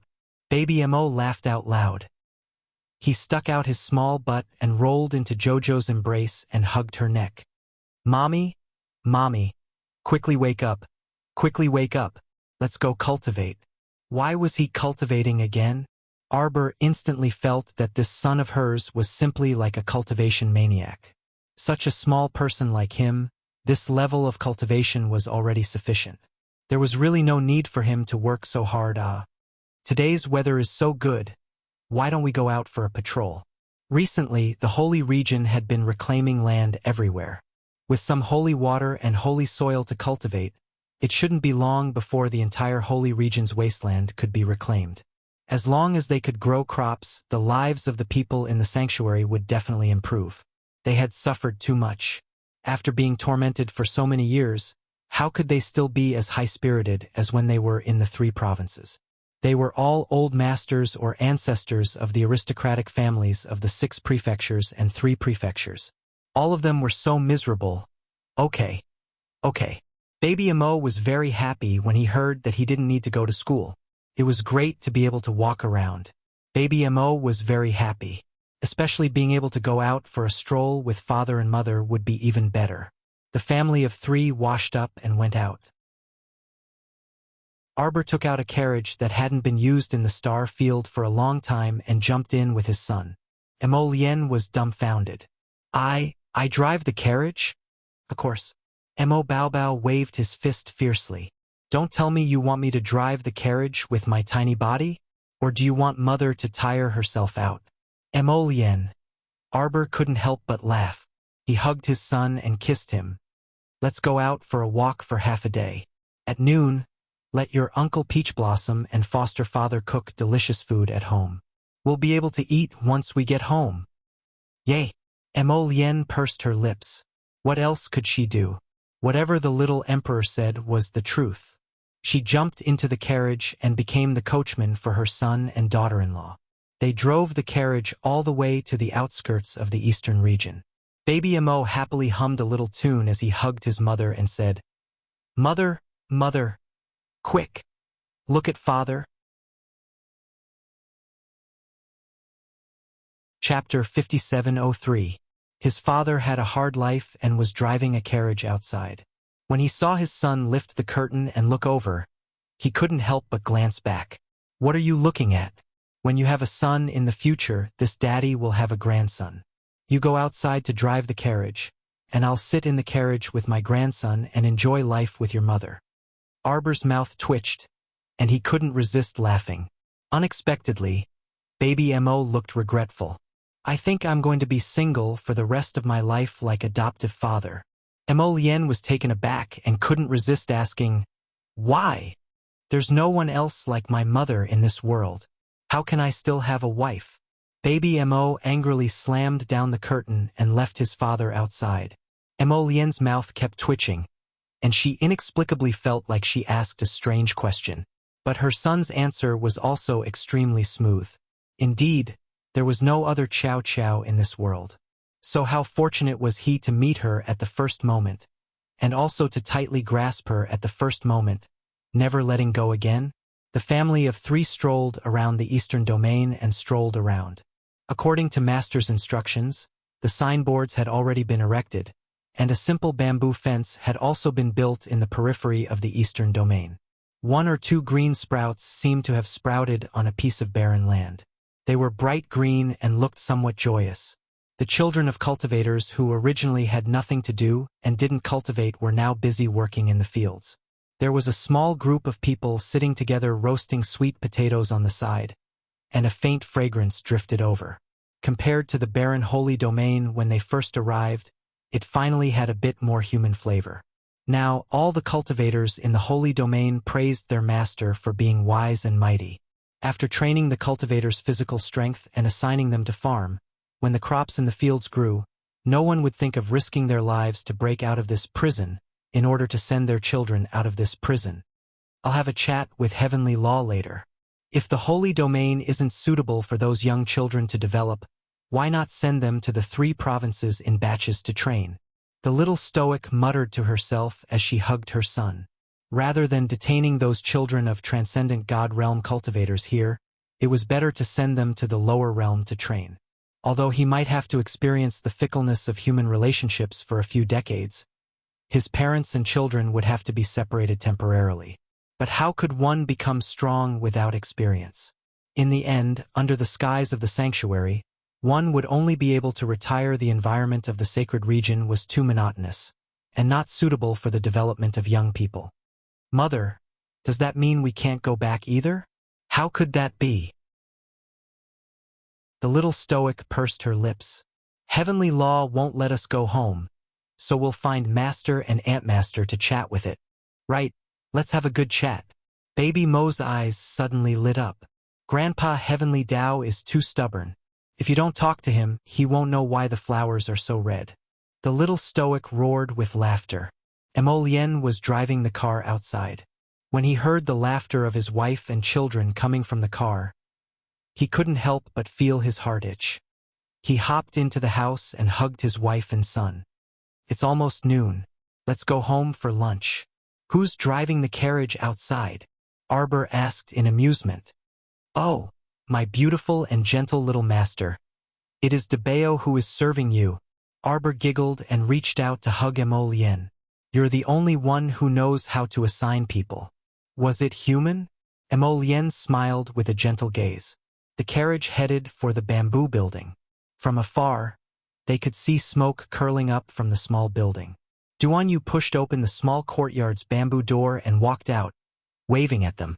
Baby Mo hastily hopped off the carriage and ran toward him while cheering. Emolien and Arbor held hands as they walked toward the bamboo building with light steps. They met each other's eyes and smiled faintly. Like the resplendent sunlight, everything was just perfect. Chapter 5704. I'm back. GMO carried 2 large plastic bags, kicked off her shoes and walked in from the entrance. Sister. Baoyu's younger brother suddenly jumped over and quickly reached out to take the plastic bags in her hand. You went to the supermarket? GMO carried a pile of ice cream to the refrigerator and stacked boxes in the freezer. When I passed by, I saw the supermarket having a promotion. Thinking of this, I bought more back. You bought so much milk. Yes. GMO took out 2 white t-shirts from the plastic bag and threw one to Baoyu's brother. Buy a box of milk and get a t-shirt. So I bought 3 boxes. It should be enough to drink for a while. They said there's going to be a heavy rain today. Remember to lock the doors and windows before going to bed. Okay? Got it, sister. GMO yawned and glanced at her brother. If there's nothing else, wash up and go to bed. Sister, wait a moment. Baoyu's brother ran over with his laptop and pulled her to sit on the sofa with a smile. I took a small task for you to make money. You're free these days, do you want to give it a try? GMO took his laptop and flipped through the employer's information. A picture of a young man popped up on the screen. It seemed to have a background of the Republic of China. The man had a pair of charming peach blossom eyes. He wore a pair of white gloves on his hands and wore a black riding suit. He held a whip in his hand and stood upright at the window, looking out of the window. The side of his face was flawless. He was a charming demon. GMO yawned again, looking sleepy. Who is this? The nightclub's little prince? After saying this, GMO found that her brother's mouth was wide open in surprise. Sister, you really don't know him? This is Qin Yun, the popular actor who is known by everyone from the age of 3 to the age of 80. GMO shook her head. I'm not familiar with him. Baoyu's brother nodded and thought, sure enough, it's not suitable to talk about this topic with the elderly. Sister, don't worry about it. You just need to remember that we took a deposit of 300,000 yuan from him and guaranteed his safety for 2 months. Okay. GMO raised her hand and patted her brother's shoulder, rubbed her eyes and said, then I'll go to bed first. When will your task start? 3 days later, sis. Oh. Then she would report to Film Emperor Qin 3 days later. Sister Ran, that long-winded agent of his is hard to deal with. You should give him a call before you go. GMO waved his hand, indicating that he understood. Not long after, GMO came out of the shower and walked to the floor-to-ceiling window to look at the night sky outside. It was pitch black, with only the faint light from the street lamps. She reached out to lock the window and draw the curtains. Then, she returned to the bed and rolled onto it. She burrowed her head under the blanket and looked at her watch. 11:45. A wave of sleepiness hit him. While he was in a daze, he kept hearing the sound of the window vibrating. There seemed to be a strong wind outside. Between the gaps in the glass, there were some whistling sounds from the wind. Boom! A strong gust of wind had clearly shattered the window, but GMO seemed to be stuck in a nightmare, unable to open his eyes. 2 balls of light that looked like blazing suns wrapped around a circular object and a moon-shaped object. With a whoosh, they entered her glabella. In the blink of an eye, GMO's eyes widened in horror and she suddenly stood up. No matter how far she drifted in the silent and boundless void, no matter how much time she wasted, the sleeping beast would finally open its eyes. Chapter 5705. Spring afternoons were a good time to be drowsy. Longevity Hall Jojo was wearing a little white dress, lying on an open book of poison. Her head was already tilted on the pillow, and she looked like she was fast asleep.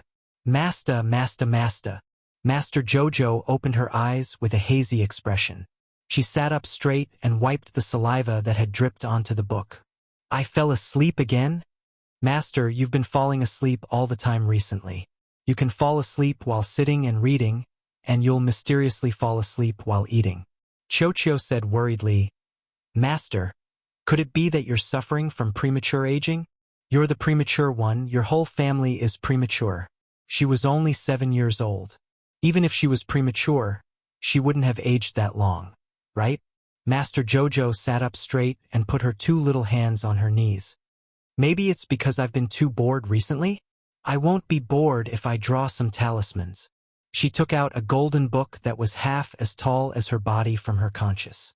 The little girl flipped through the pages, took out a gold-beaded talisman pen, and took out a jade talisman to engrave.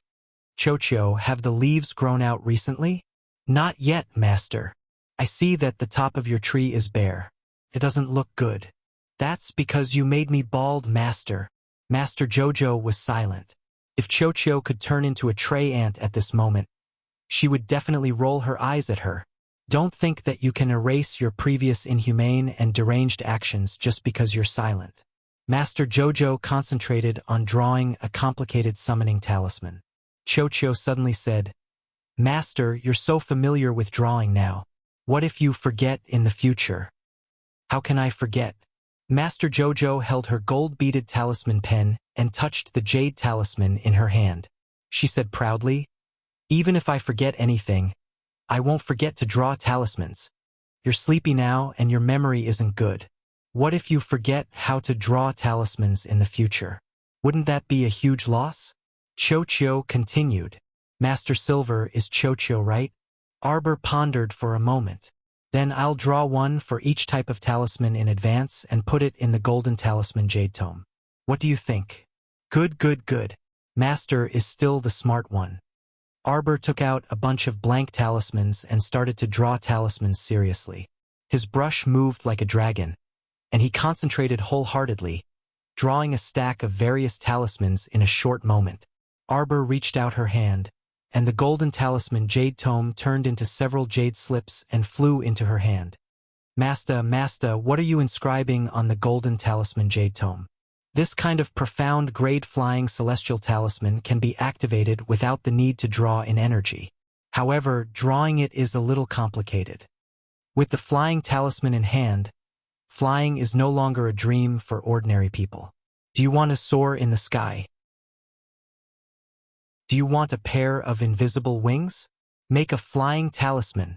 The sapling was speechless as it watched its master carve 2 lines of words on the golden talisman jade tome.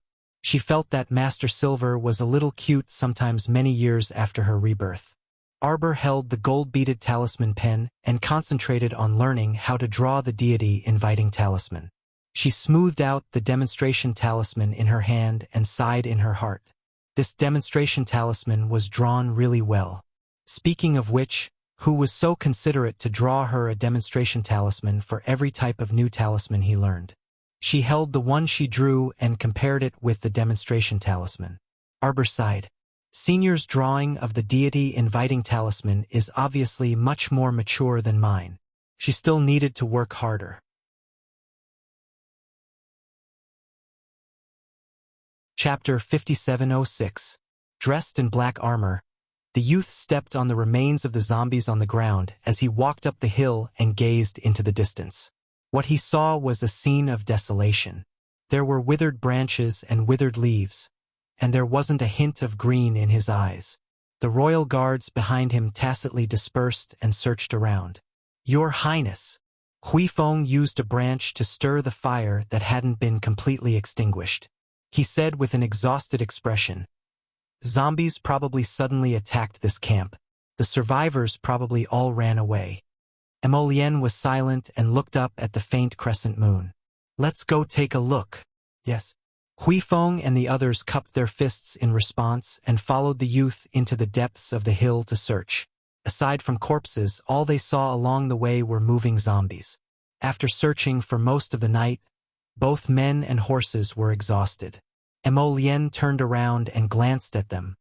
Set up camp and rest. Your Highness. Huifeng stirred a clump of withered branches and gazed at the slowly burning fire. If this chaotic world ends, what would your Highness want to do the most? Emolien's eyes flickered. It's been a long time since I've seen the colors of red flowers and green willows. This gloomy world truly caused despair to rise in people's hearts. It was as if everything in front of them was devoid of life and they couldn't see a trace of hope. The world was like an old, mottled painting that had lost all of its original colors. It was so shabby that it instilled fear in people. If this dull and tedious life of fighting could end, he was willing to find a small garden and unload all his burdens. He could raise flowers and plants and live a carefree life. Seeing that Her Highness didn't give a complete answer, Huifeng didn't intend to continue asking. Instead, he said with a smile, "If this chaotic world can end one day, this subordinate wants to go to the countryside to farm and raise chickens." Chickens? A half-asleep royal guard couldn't help but exclaim in astonishment. "Heh. Chickens are good, good. Raise more and you can kill them to eat in the future. I haven't tasted chicken soup in a long time." Huifeng wanted to go up and beat this stinking brat, but Emolien reached out to stop him. "Rest early. We'll search the vicinity tomorrow morning. If we can't find anyone alive, we'll return to the capital first." "Yes. They're Mo Kingdom soldiers, don't make a sound." Fan Choha covered Sister Ji's mouth with his hand and shook his head at her. "These soldiers should be searching for supplies nearby. We can't go out. Our supplies won't last much longer. If they take all of it, the consequences will be unimaginable." But Jojo Sisku turned around worriedly and glanced at the unconscious Arbor. "Last night, the zombies attacked our camp. Jojo fought too much and was exhausted. He'll be fine after a few days of rest. Don't worry. What we need to do now is to avoid these soldiers and get Jojo out of here." "They seem to be leaving."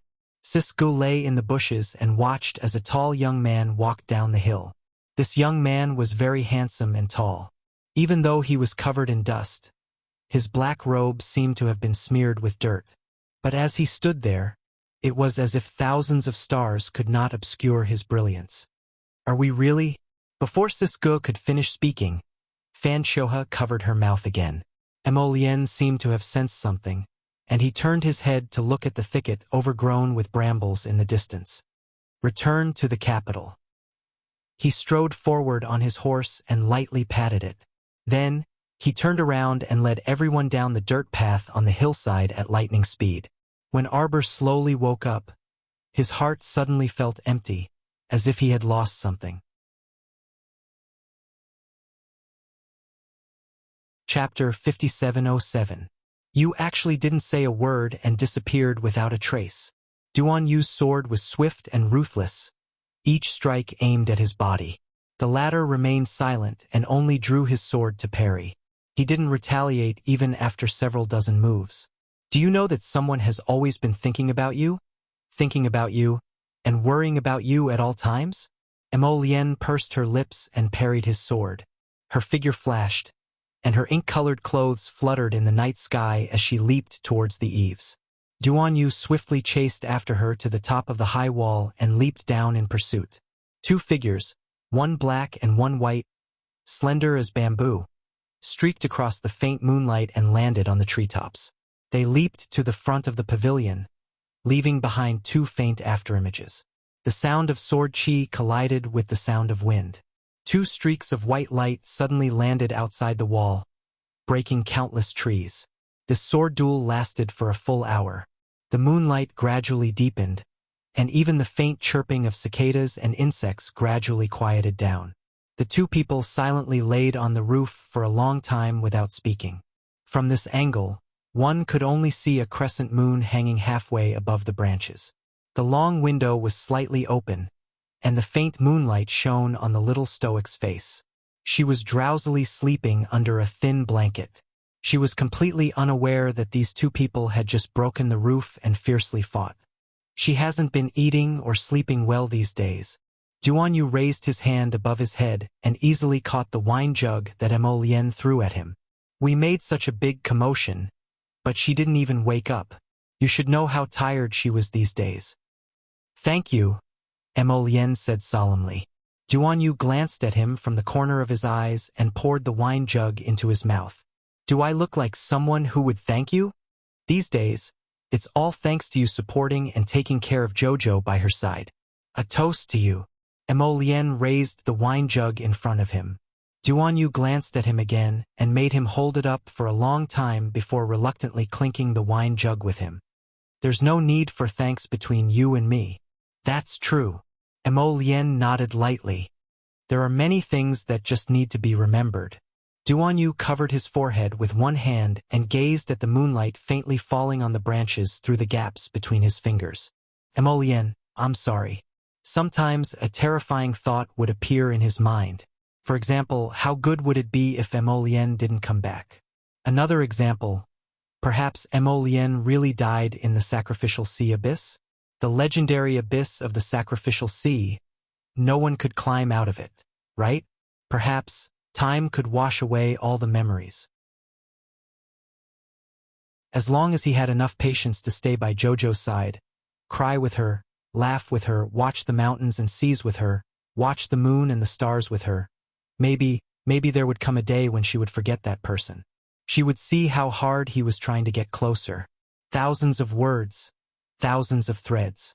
In the end, they only merged into one sentence. You fierce girl? Who would like you? Only Emolien, that fool, would be infatuated with you. Lies. I also like you. I also want to pluck the stars and moon for you. Pluck the sun, moon, and the universe. Emolien. Duanyu covered his peach blossom eyes with his fingers and said softly, sometimes, I wonder if a step late is a lifetime late. Time is not in our control. Don't move. What's your name? Duanyu. I'm a good person. You don't look like one. The bright moonlight reflected on his slightly moist eyes.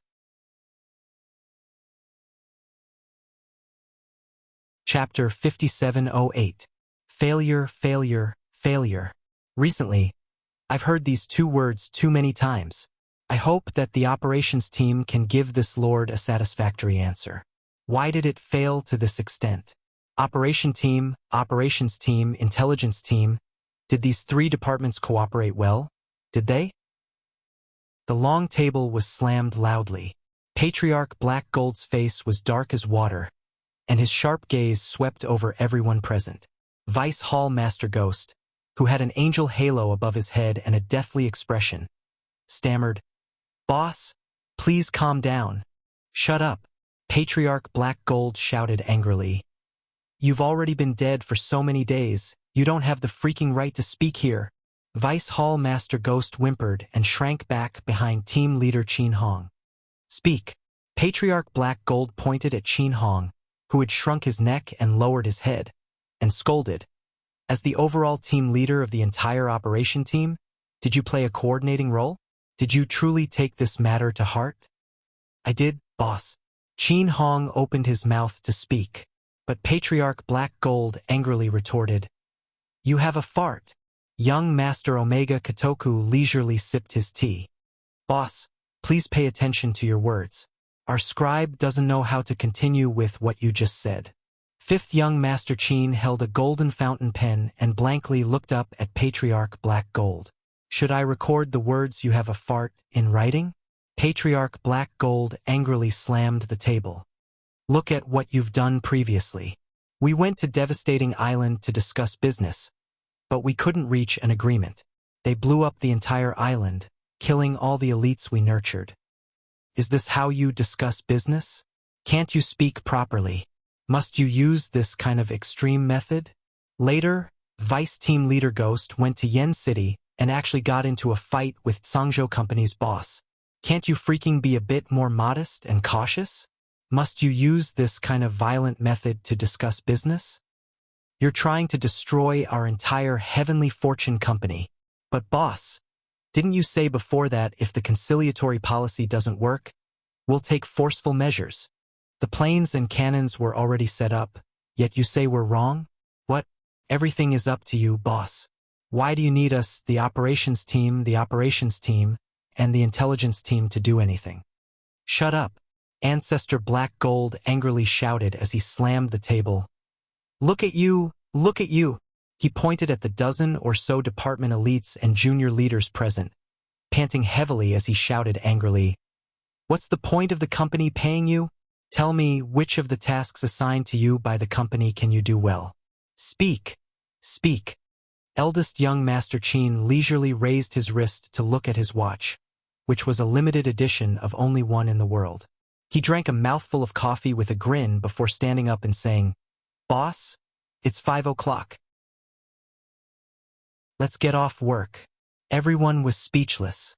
Old Ancestor Heijin was so angry that he slammed the table when he saw the elites of the department stand up one after another. No one knew if it was because he had smashed it multiple times, but the entire long desk collapsed with a loud bang. Everyone stood up with a dumbfounded expression and looked at the collapsed desk. Old Ancestor Black Gold angrily said, "Who bought this broken table? What about General Affairs? Ask the General Affairs manager to come over." "Boss, General Manager Mu is on annual leave today. Tell her to get her ass over here tomorrow. BOSS BOSS? Quick, quick, call an ambulance." Boss fainted from anger.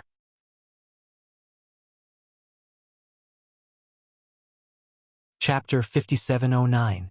In the bright and clean Angel Number 1 hospital.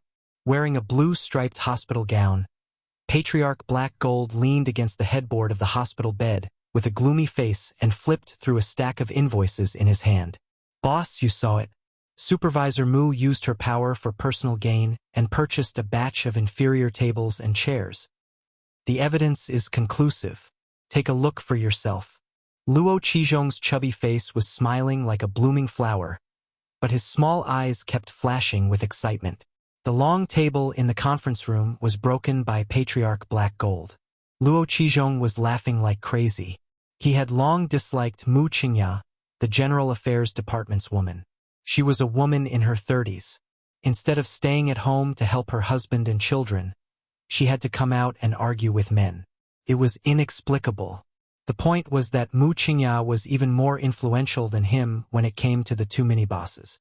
He was the supervisor of the purchasing department, but Mu Qingya had no sense of propriety and had to steal his job.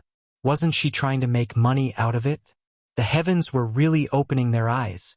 Was there any other opportunity that could be better than this one? Mu Qingya's table was broken by Patriarch Black Gold. What did this mean? It meant that this woman was seriously embezzling money. She bought a table worth 10,000 yuan, but it wasn't even worth 300 yuan. Luo Qizhong took the opportunity to complain about Mu Qingya. A few days ago, Patriarch Black Gold didn't like him and threw him to Qin Hong, the leader of the operation team. Luo Qizhong had been suppressing his anger for a long time. Today, he planned to take revenge on Mu Qingya. A few steps away, Luo Qizhong couldn't help but be overjoyed when he saw the angry expression on Patriarch Black Gold's face. "Haha, General Affairs Department's Mu Qingya, this woman is dead meat today." Knock, knock, knock. Mu Qingya walked into the ward in a tailored black business suit and a pair of pointy high heels. She bowed 90 degrees. "Hello, boss." Patriarch Black Gold stared at her with a gloomy face. "I'm warning you to embezzle money. What do you have to say? Don't think that I don't know what you've done behind my back." "Mu Qingya, do you want to go to jail or make up for your embezzlement and resign? I'll let you choose." Luo Qizhong was elated. Oh my god. His boss was so mighty today. He actually got rid of Mu Qingya, this malignant tumor, in one breath. Couldn't be any better. Mu Qingya panicked. She gritted her teeth and said, "Boss, let me explain. Anything I buy, there are invoices to prove it." Luo Qizhong quickly interrupted. "Don't give me that. Don't think that we don't know. Isn't it too easy for your General Affairs team to forge some fake invoices?" Mu Qingya sneered. "Then do you have evidence that I've pocketed it?" "The 10,000 yuan table is the evidence." Mu Qingya gritted her teeth. "I need to discuss this with the two bosses. Boss, you can make the decision." Luo Qizhong slammed the table and shouted, "Are you the leader or is the boss the leader? How can you be so evasive? In any case, you must hand in your resignation today." Mu Qingya was depressed. "Luo Qizhong, you'd better shut up now. I'm not saying that I won't solve the problem, but I need to ask the two bosses first." Luo Qizhong bit his handkerchief. "Boss, look. She's using the two bosses to pressure you. She doesn't care about you at all." At this moment, The door of the ward was pushed open again. Bring it in. Young Master Omega Kotoku waved his hand and had two subordinates move the broken table in. Chapter 57:10. Xiao Qiao, stay with me forever. Okay? Once you enter the abysmal underground palace, you will never be able to walk out. This leads to the netherworld, to the shattered void. Stay with me, let's stay together in the void. Forever. Okay? I felt that I had finally caught her. I had finally caught the girl that I had longed for my entire life. I had finally caught her. I would never let go again, however, in the next second, in the blink of an eye, I suddenly realized that the entire world seemed to have changed. I was left alone again. I hurriedly and miserably fell into the entrance of the Nine-Nether underground palace. No! I screamed Xiao Qiao with all my might. I wanted to reach out and grab the figure that was getting further and further away from me. I wanted to grab her so badly. However, I couldn't. As always, I couldn't grab her. My body was suddenly pressed down by something. Before I could react, I was pressed down by that thing and fell into the entrance of the abysmal underground palace. I panicked and wanted to counterattack. I rushed to the mountain wall and was surprised to find that I was in a trance. That damned entrance of the underground palace was completely sealed. Yes, it was closed. It was closed. There was no more light shining in. There was no more light. My Xiao Qiao was gone. She was far away from me. I couldn't catch her anymore. It shouldn't be like this. Why did I end up in such a terrible state? I used all my strength to smash at the permanently sealed entrance to the cave, using up almost all of my strength. A faint voice suddenly sounded in my ears. It's useless. You said yourself that it's useless. Once you enter the abysmal underground palace, you will never be able to walk out, the voice said calmly. Didn't you say it yourself? This leads to the netherworld, to the shattered void. We have no way back. The way back has already been sealed. Second young master, I will accompany you. I will accompany you in the vast and silent void. I will be with you forever. You must be happy. When I heard this voice, I couldn't help but shiver. I took a few steps back hesitantly and turned around. I saw her at first glance. That woman who has always been invisible in my eyes. This young lady in her 20s didn't look very pretty, but when her facial features were put together, she had a kind of attractive charm. This Miss Ran always seemed to have a different kind of charm and pride. But so what if she was charming? I still won't like her. Under such circumstances, I hated her even more. Why was she the one who appeared here? Why isn't Xiao Qiao here to accompany me? It's you. I gritted my teeth in anger. Did you fly over? Just now, at the entrance of the cave, it was this woman who pounced on me and suddenly fell on top of me. If not for that, I might have had a chance to turn back. I might have had a chance to catch Jojo. Second young master, don't you want to see die? She came against the light, her voice somewhat strange. Oh no, there was no light source here at all, it was pitch black here. If it weren't for my good eyesight, I wouldn't have noticed the strange expression on her face. Yes, it was extremely strange. It was like a hunting beast that suddenly saw a piece of meat in the forest. Her eyes stared at me quietly, making my hair stand on end.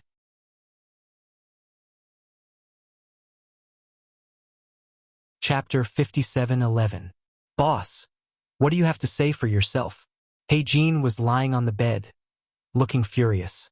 Look at the people you've planted. Did you arrange for Mu Qingya, Supervisor Mu, to be promoted? Boss Omega Kotoku nodded. That's right. Bring the things up a little more. He waved his hand, and a few people threw the broken pieces of the table in front of Heijin. The things fell to the ground with a clatter. Heijin looked over with a gloomy expression. What do you mean by this? Why did you move these old tables and chairs here? Boss, don't you understand? You've been deceived. Boss Omega Kotoku said with certainty. This is the table that you broke with your own hands. I've already asked someone to identify it. It's been tampered with. The bottom of the table has been hollowed out. Otherwise, why do you think the table would break into pieces with just a few slaps? Heijin was confused. Do you mean that someone wants to use me to get rid of Supervisor Mu? He glanced over at Luo Qizhong, who was standing at the side with a dazed expression. Could it be this person who did it? Mu Qingya pretended to wipe the corners of her eyes with a handkerchief. It's okay for me to be wronged, but I really don't want to see you being kept in the dark by a villain. Boss Omega Kotoku nodded. Show me the evidence. A man walked out from behind Boss Omega Kotoku and placed a small tablet in front of Heijin. Heijin clicked on it. The video was of Luo Qizhong sneaking into the meeting room. What else do you have to say? Heijin was furious and yelled at Luo Qizhong. The latter was confused. How is this possible? This isn't me. Boss, this isn't me. You already brought a saw and shovel into the meeting room. You're the one who's causing trouble. No, it's not me. It's not. Boss, this must be someone from the company in Yen City who sent someone to frame me. I've been advocating for the acquisition of the Zhangzhou company in Yen City. This must be the work of a despicable person, deliberately making you hate me. What are you doing? Let go of me. Villain, I think you're the villain. Mu Qingya slapped a document on Luo Qizhong's face. Don't quibble. Your purpose is already clear.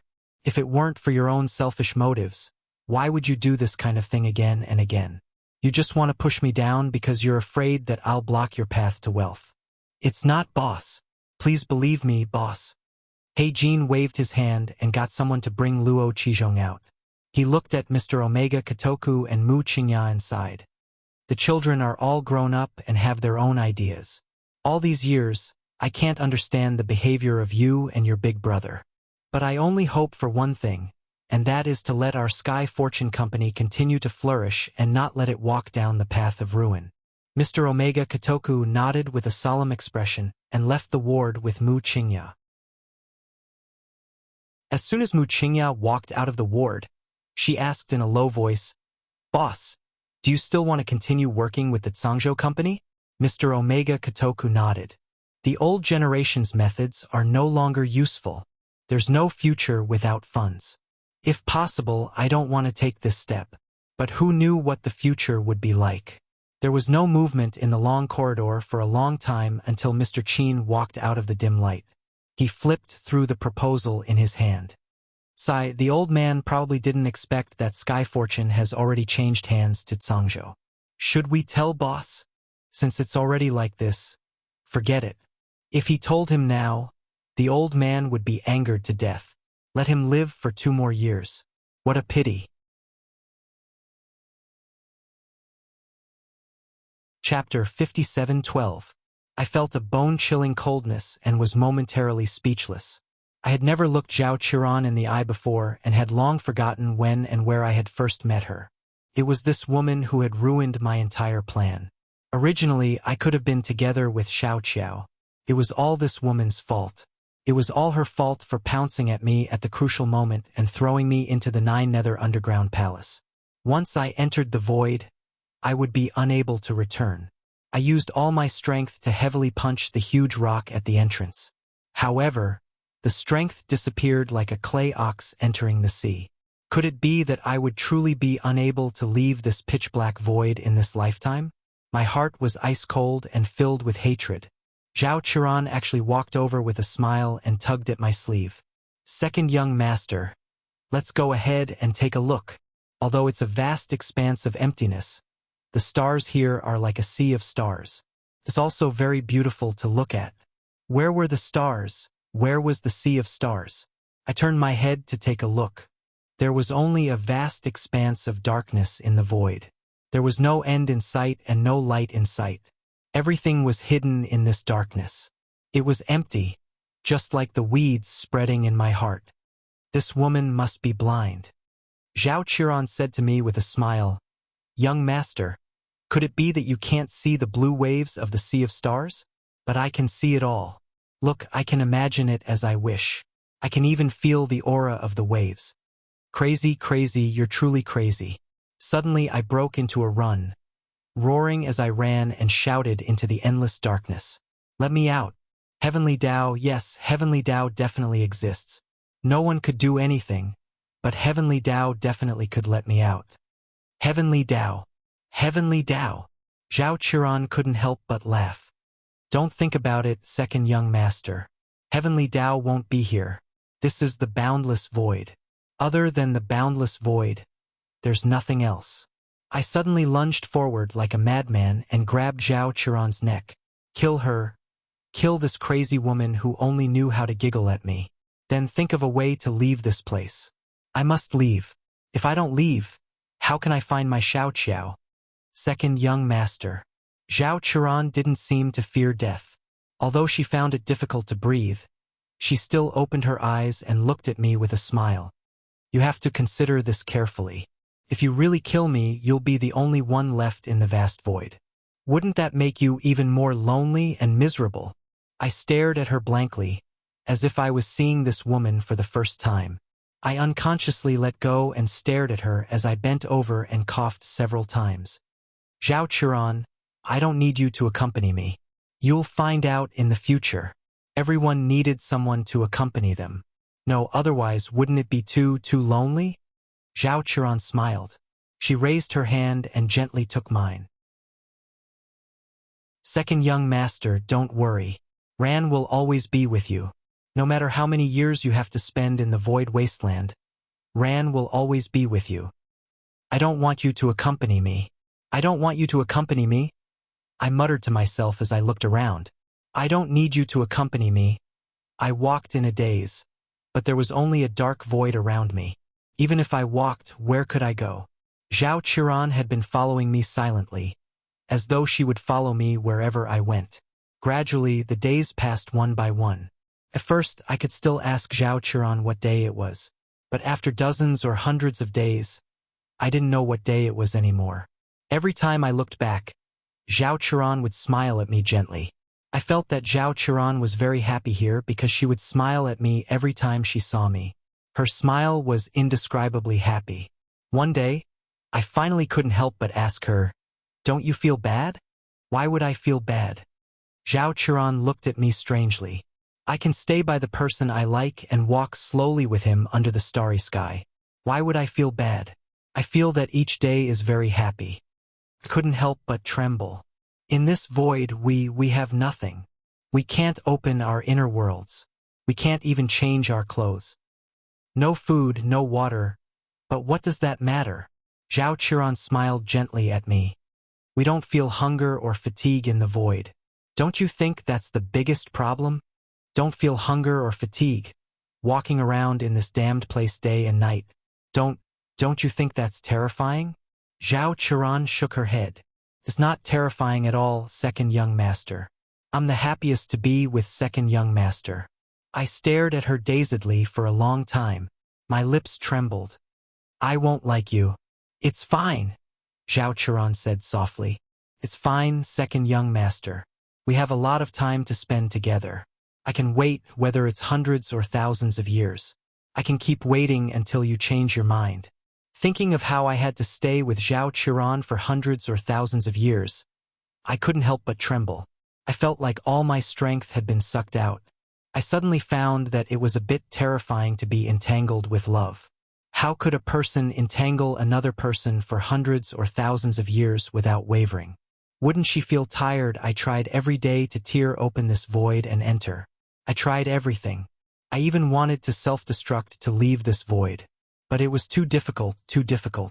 It was very hard to self-destruct in the void. When Zhao Qiran discovered my intentions, she followed me closely. Wherever I went, she would keep an eye on me, vigilantly preventing me from self-destructing. I've been trying for a few hundred days. Then I got tired. I wasn't even happy to walk. I was like a pile of mud in the void. Sometimes, when I was in the mood, I would happily say to Zhao Qiran, "I married Xiao Qiao in my previous life. Did you know?" Xiao Qiao was very grateful to me when I saved her from the dungeon. Although she was weak to the point of being transparent, she would still be very nervous and sad when she found out I was injured. She would hold a pen in her mouth and copy scriptures for me all night to pray for me. When I saw her, she was always lying there quietly, waiting for me to come and touch her head. She was really pretty. I think I liked her a lot back then.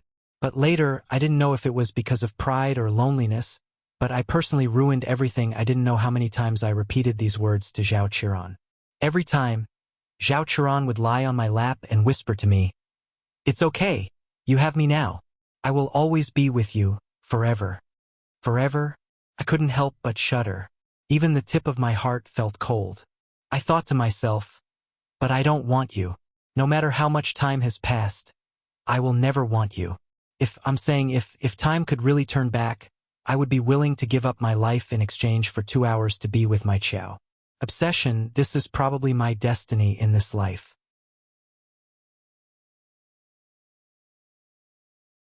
Chapter 57:13. When Mother was buried, it rained continuously for more than 3 months. Today, the sky finally cleared up a bit. I followed the palace walls and slowly walked on the desolate and empty main road. There was always a different feeling in my heart. Father Emperor's madness was getting worse. Sometimes, when he had a headache, he would go crazy and smash things. In the past, when Mother was lying there like a living corpse, he wasn't that crazy. But now I knew that everything was developing towards the worst situation. The situation in the capital was no longer stable. There were filthy things everywhere that were rotten but not yet dead. Sometimes, they wouldn't sleep in the middle of the night and would circle around the outer walls of the capital. No matter how many were shot to death, there would always be more. I also didn't know how long I could hold on. I was always worried about Father Emperor and Mother Empress on Sikong planet. I also thought about 12th Brother's weak shoulders and wondered if he could support the Mo Kingdom's rivers and mountains. But I could only think about it like this. Couldn't go back. Compared to the peaceful lower star domain, perhaps the future of the divine continent was even more terrifying. Your Highness, do you want to take a look at the 100-Flower Festival prepared by the Ministry of Rites? Zhao Tingdong moved over and asked me in a low voice. That's right, after the mourning period, these officials were actively preparing to choose a consort for me. The 100-Flower Festival, glorified as a gathering of marriageable women from each family and letting me choose. But I wasn't interested in it at all. I used the excuse of mourning for 3 years as an excuse, but those officials braved the death of my father emperor to admonish me. They cried and said that as long as the heir apparent didn't have an heir, the country would be in danger. I was really annoyed by these two-faced dogs. The zombies outside the city were causing chaos. They didn't think of countermeasures all day long, only thinking about these useless things. It wasn't like I was going to die, so what if I didn't have an heir? Sometimes, I really wish I could be as crazy as Imperial Father and chop up all these talkative officials one by one. During the 100-Flower Festival, I sat there with an abnormally cold gaze. I looked like a door god. Oh, it couldn't be an ice sculpture, right? Those women looked at me with timid expressions. When I glanced at them, I felt annoyed. 1, 2, 3, all of them were so pretentious and without any special characteristics. At this moment, 2 women came forward and bowed. Greetings, Your Highness. I know Chen Chaoji and General Zhong Li's daughter. Chen Baojia and Zhongli Jiwei. If nothing unexpected happened, these 2 women should be the concubines that the Ministry of Rites selected for me. What a joke. Since the Ministry of Rites has taken a fancy to these 2, then let those old men marry them. I lifted my head to look at them. Seeing the 2 of them pretending to be shy and cute, I couldn't help but feel resentful. It shouldn't be like this. I always felt that something was wrong in this life. It was wrong again and again, so wrong that I couldn't look straight at the future. I stared coldly at the 2 women who came forward to greet me, and suddenly flipped the table in front of me. A series of things fell to the ground. Forgiveness? Forgiveness for what? I strode away in a huff. The 100-Flower Festival ended on a bad note, and the news quickly spread throughout the court. Soon, the rumors spread throughout the capital. They said that His Highness the Crown Prince didn't like women and liked men. Was this talking about me? Imperial Father summoned me and reprimanded me in a fit of irritation. He punished me to kneel in the ancestral shrine. I knelt for 3 days and 3 nights without making a sound. In the end, he couldn't do anything about it. His head hurt, and when it hurt, he would hit his head against the wall. Goen screamed on the side. Even the most expensive incense couldn't stop his crazy actions. He was in pain, so he didn't care about me, and I also didn't care about him. Originally, the relationship between father and son was weak. Ever since mother passed away, we probably didn't even have the basic greetings between us. The Ministry of Rights began to talk among themselves and give me women. How laughable. Did they think that by doing this I would be obedient? I simply built a court for the women that were given to me. The court was called Destined to Live Alone. These women were sent here willingly. They should have understood from the first day that they were sent here what destined to live alone meant. Since they were willing, I couldn't be bothered to care. If they dared to coincidentally meet me in the garden, I would kill one or two of them. After a long time, everyone should understand. Don't coincidentally meet me. I can only be someone they look up to. Later, even the Ministry of Rights was disheartened and stopped sending me all kinds of beauties on their own initiative. They accepted their fate. And they laughably believed those rumors. Think that their unattainable crown prince of Shenzhou, was a homosexual. Haha. Cut off your sister's sleeve. Since these people were so stupid, he would just let them be. After the new year, Zhangzhou's Emperor Rongli came to visit.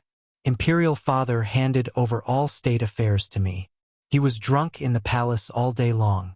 His hair wasn't thin, and sometimes he didn't wear clothes. He just sat there like an idiot for 3 days and 2 nights. After I finished discussing with Zhangzhou's emperor, we decided to join hands and go to the place where zombies were rampant. We, who were trapped in the capital, had no way out. If we fought, we might have a chance to survive. If we retreated, there was no way out. 1 month later, the news of me eloping with Zhangzhou's emperor spread all over the 3 states. It was very strange. That day, when Rongli and I were riding on the Pingjin Prairie, he suddenly stopped. He suddenly stopped and pointed to the distant sky where the clouds of fire were connected. Look there. I followed his gaze. It was bright red. At first glance, it looked like the mountain fire had blown red. The red was abnormally dazzling. There's nothing. I picked up the wine pot hanging casually and took a sip. What did you see? I think I saw a woman standing there and waving at us. I find her expressionless face somewhat familiar. I couldn't help but laugh. I teased, "You miss your wife?" No. Rongli shook his head. I suddenly understood. I raised my hand and threw the wine pot at him. No wonder. Everyone thought that I had eloped with you. Why didn't you, an old bachelor, marry someone? Why didn't you marry her? How would I know? I felt a little uncomfortable. I wanted to suppress the anger in my heart forever. I whipped my horse and galloped forward. If we win this time, we can stay on the prairie for the rest of our lives. Then, I spurred my horse far away. I didn't hear Rongli mutter, "What if we lose?"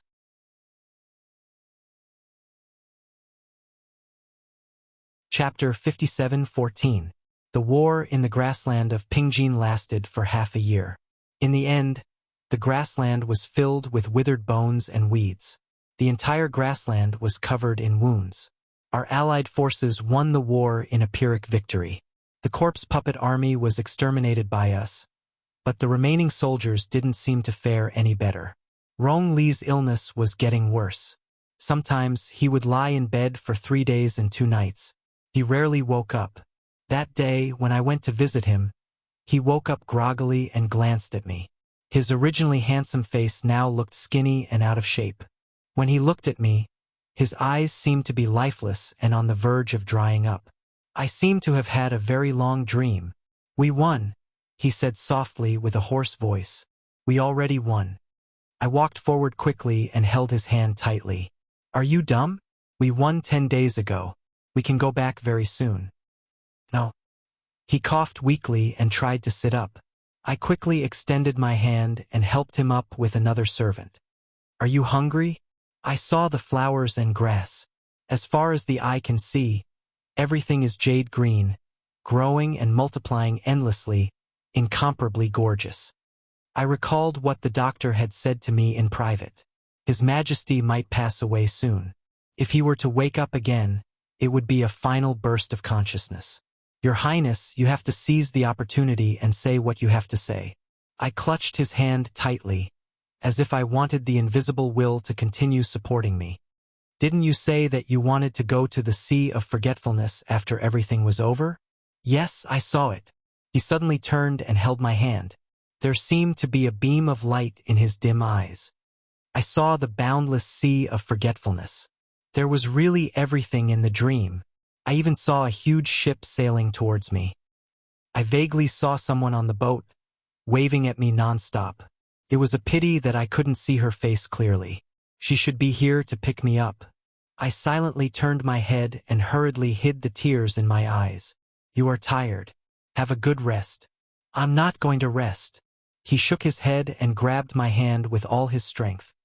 In the future, there will be plenty of time to rest. Why don't you talk to me for a while more? I'm afraid I won't have the chance to talk to you like this again. Nonsense. An evil person like you will naturally bring calamity to the human world.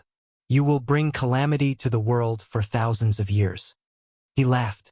Even his coughing seemed weak and half-dead. Emolien, promise me one thing. Go ahead. I didn't even dare to turn around. I was afraid that once I turned around, I wouldn't be able to control my emotions and tears would flow out of my eyes. I was afraid that I would break down in front of him. That would be too ugly. When I die, you can bury me on the grassland. There's no need to bring me back. He held my hand and sighed softly. I want to be able to see the boundless sky when I raise my eyes.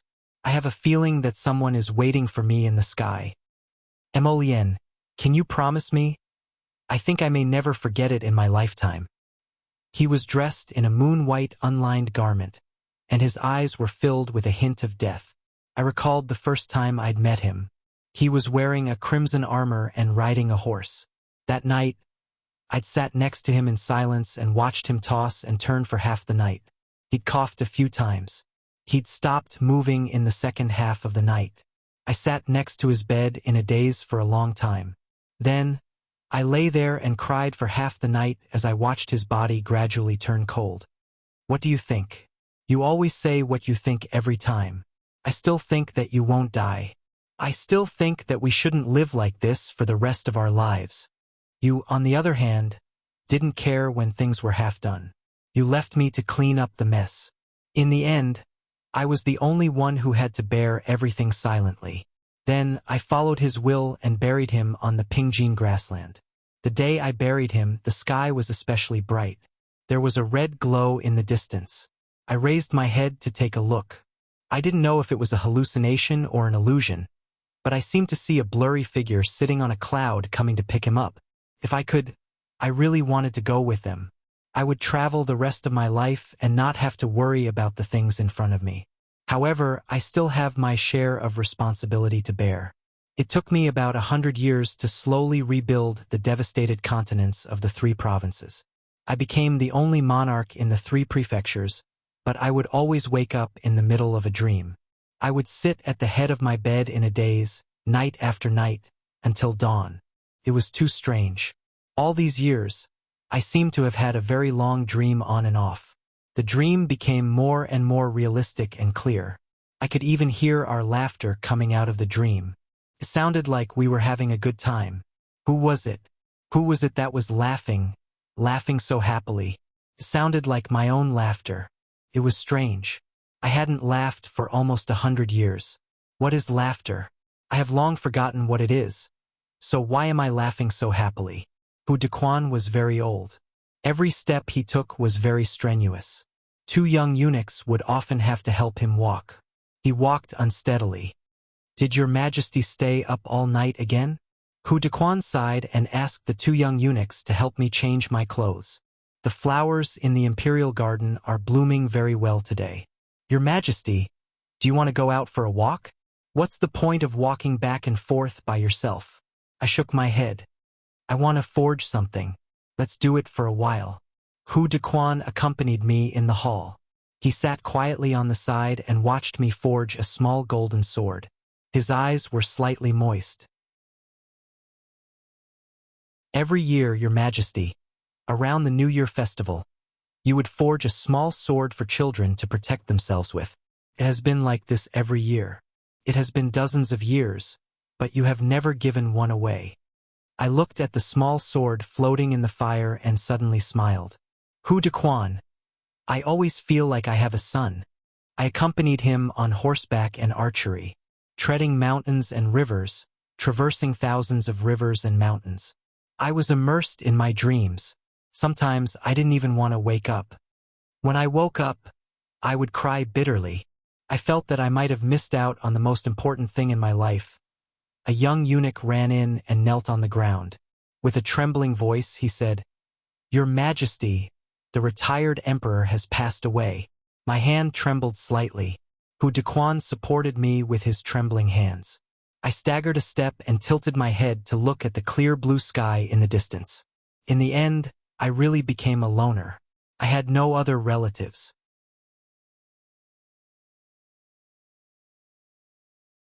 Chapter 57:15. Arexian, look at that. That little trash is copying the scripture of peace very seriously after knowing that you're injured. Shi Yongqian raised her hand and covered her mouth with a handkerchief. Her eyes flashed with a hint of mockery. Isn't that funny, Arexian? Qin Exian stood indifferently at the door and looked coldly at the scene in the room. The girl who could not move her limbs and could only turn her head slightly. She was biting the pen in her mouth and writing the scripture of peace word by word. Don't you think it's funny? She's clearly a piece of trash who can only lie down, yet she wants to show off in front of you. It's the little handmaiden beside her who has to grind the paper, wipe her sweat, and flip the pages from time to time. She's probably just looking for something to do. After all, lying there all the time without being able to do anything was too depressing for a girl who always wanted to excel in everything. Shi Yongqian giggled and covered her mouth with a handkerchief. Qin Exian glanced at her and did not know what was so funny. Arexian, don't tell me you've really fallen for this little trash? What a joke! Qin Exian was very impatient with this woman's retarded probing. Hee, but look, after you saved her, she seems to think of you as her sky and thinks of you in everything. How can I fall for someone whose all four limbs are useless? Qin Exian sneered and spat out a cold sentence. She's just a little pet that I picked up on the way home. Qin Exian threw this sentence and turned to leave. Shi Yongqian smiled and took 2 steps forward and reached out to stop him. Exian, wait. She stomped her feet coquettishly. I think that this little pet of yours is really annoying. I don't like it when she copies the scripture of peace for you. What do you want? Recently, his father had been trying to win over the Shi family. In order to make second Miss Shi happy, Qin Exian was willing to coax her a little. She's an eyesore to me. Second Miss Shi giggled. What do you say I tear up that scripture of peace? For some reason, Qin Exian's heart skipped a beat. Then, he said the 2 words that he regretted the most in his life expressionlessly. Up to you. Arbor found it very pleasurable to copy the Sutra of Peace, because she finally had something else to do. She didn't have to lie there day and night, staring blankly at the ceiling. Aunt Hui, who rarely took care of her, was very dedicated and willing to help her. Finally, she was able to derive a trace of pleasure from copying. No, it was power. Arbor didn't know what was going on when the second daughter of the Shi family kicked her door open and barged in with her men. It was only when the 2 vicious maidservants by Shi Yongqian's side kicked away the inkstone by her hand and stepped on the stack of paper that Shi Yongqian was holding. Only then did she realize that the second daughter of the Shi family was here to pick a fight with her again. These days, she had been coming to find fault with her. No matter how she looked at her, she didn't like her at all. Now that she was hiding in her room and quietly copying the Sutra of Peace, was that an eyesore to her? As Qiao Mu gazed at the pile of scriptures that had been crushed to pieces by their feet, Qiao Mu felt a bit of sorrow in her heart. She had spent a lot of time writing it word by word. It had been a long time since she had done something so meaningful. You're in the way. The 2 vicious maidservants by the second daughter of the Shi family kicked her over. Aunt Hui hurriedly ran over to help her, but was whipped in the back by the second daughter of the Shi family. She fell to the ground and didn't get up again. Aunt Hui, Arbor called out in panic. So noisy. Shi Yongqian scolded with a cold expression. How dare a little bug make such a harsh sound? Teach her a lesson. The two vicious maidservants walked up with bad intentions and kicked Arbor hard in the stomach. The other person squatted down and grabbed Arbor's yellow hair. She reached out to grab a packet of medicinal powder and poured it into her mouth. The bitter and spicy taste filled her throat. Cough, cough, cough. Arbor coughed heavily. Her originally crisp voice became hoarse. Every word she said was like rolling over the tip of a knife. It was especially painful. Enough! Qin Xian frowned and dragged Shi Yongqian away from Arbor. Arbor lay on the ground and turned her little face with some difficulty, trying to see the young master's expression clearly. It turned out that he had been standing at the door all along, watching everything that was happening in front of him. Arbor's slightly warm heart sank bit by bit. As expected, she was just a pitiful little bug that the young master had picked up along the way. What a joke. She still had strange fantasies. She always felt that this person could treat her like a normal person. Well, it turned out that it was just wishful thinking. Ever since Shi Yongqian sent her on the ship to Sichuan, she wanted to die but didn't succeed in the end. In the next few days, the young master of the Omega Kotoku kept staring at her as if he was sick, guarding against any suicidal moves. Actually, she was now being whipped by second Miss Shi and didn't even have the strength to raise her head. What else could a pitiful little bug who couldn't even raise her head do?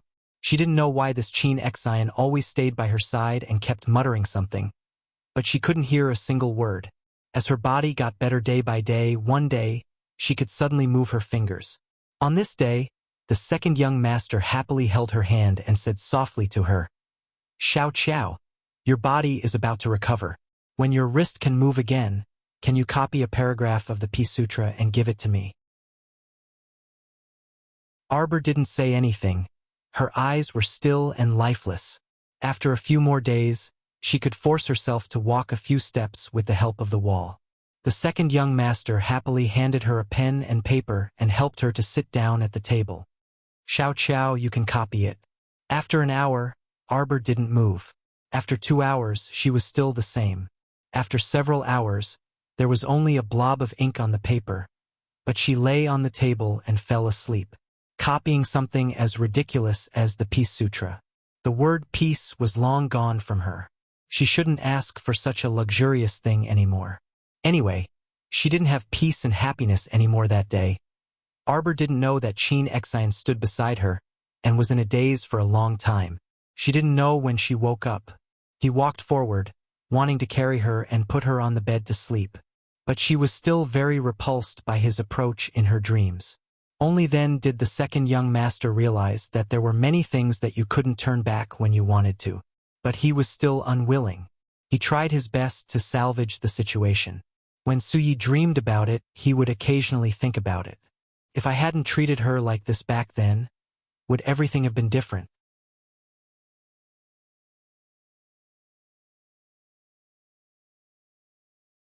Chapter 57:16.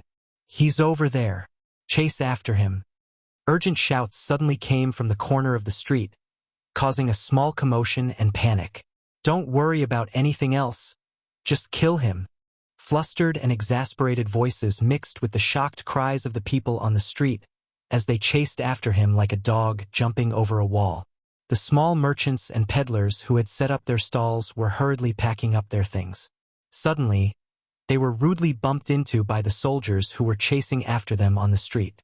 Immediately, there was a sudden commotion. At this time, a luxurious carriage with pearls slowly drove out of the long street and headed in this direction. The curtains of the carriage were made of the highest quality ice silk, and there were fist-sized pearls hanging from the 4 corners of the roof. The ice silk curtains slowly fluttered in the wind. The carriage jolted slightly, and the carriage driver hurriedly pulled on the reins, not noticing a shadow flashing behind him. In an instant, a cold wind carried a figure nimbly into the carriage. A bright dagger was pressed against his throat in a second. "Don't make a sound. If you make a sound, you'll cut young master's beautiful little face." The red-clothed youth was 13 or 14 years old. His black eyes flickered, and his face was like a peach blossom. His pitch-black hair was raised high, and his forehead hair was scattered, but he was full of vigor. The young master sitting in the carriage was wearing a snow-white, long-sleeved robe, and was flawless. Even when the dagger was pressed against his throat, he still didn't panic, and his face was calm. His gaze fell on the red-clothed youth, and he nodded imperceptibly. Huh? Although the dagger in the red-clothed youth's hand was still pressed against his throat, his eyes couldn't help but roll. This person actually didn't lose his head out of fear and scream like a normal person.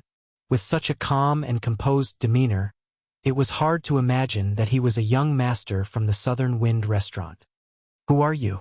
Seeing that he didn't answer, the youth rolled his eyes again. "Are you going to Governor Wang's manor for an appointment?" "TSK. TSK. TSK.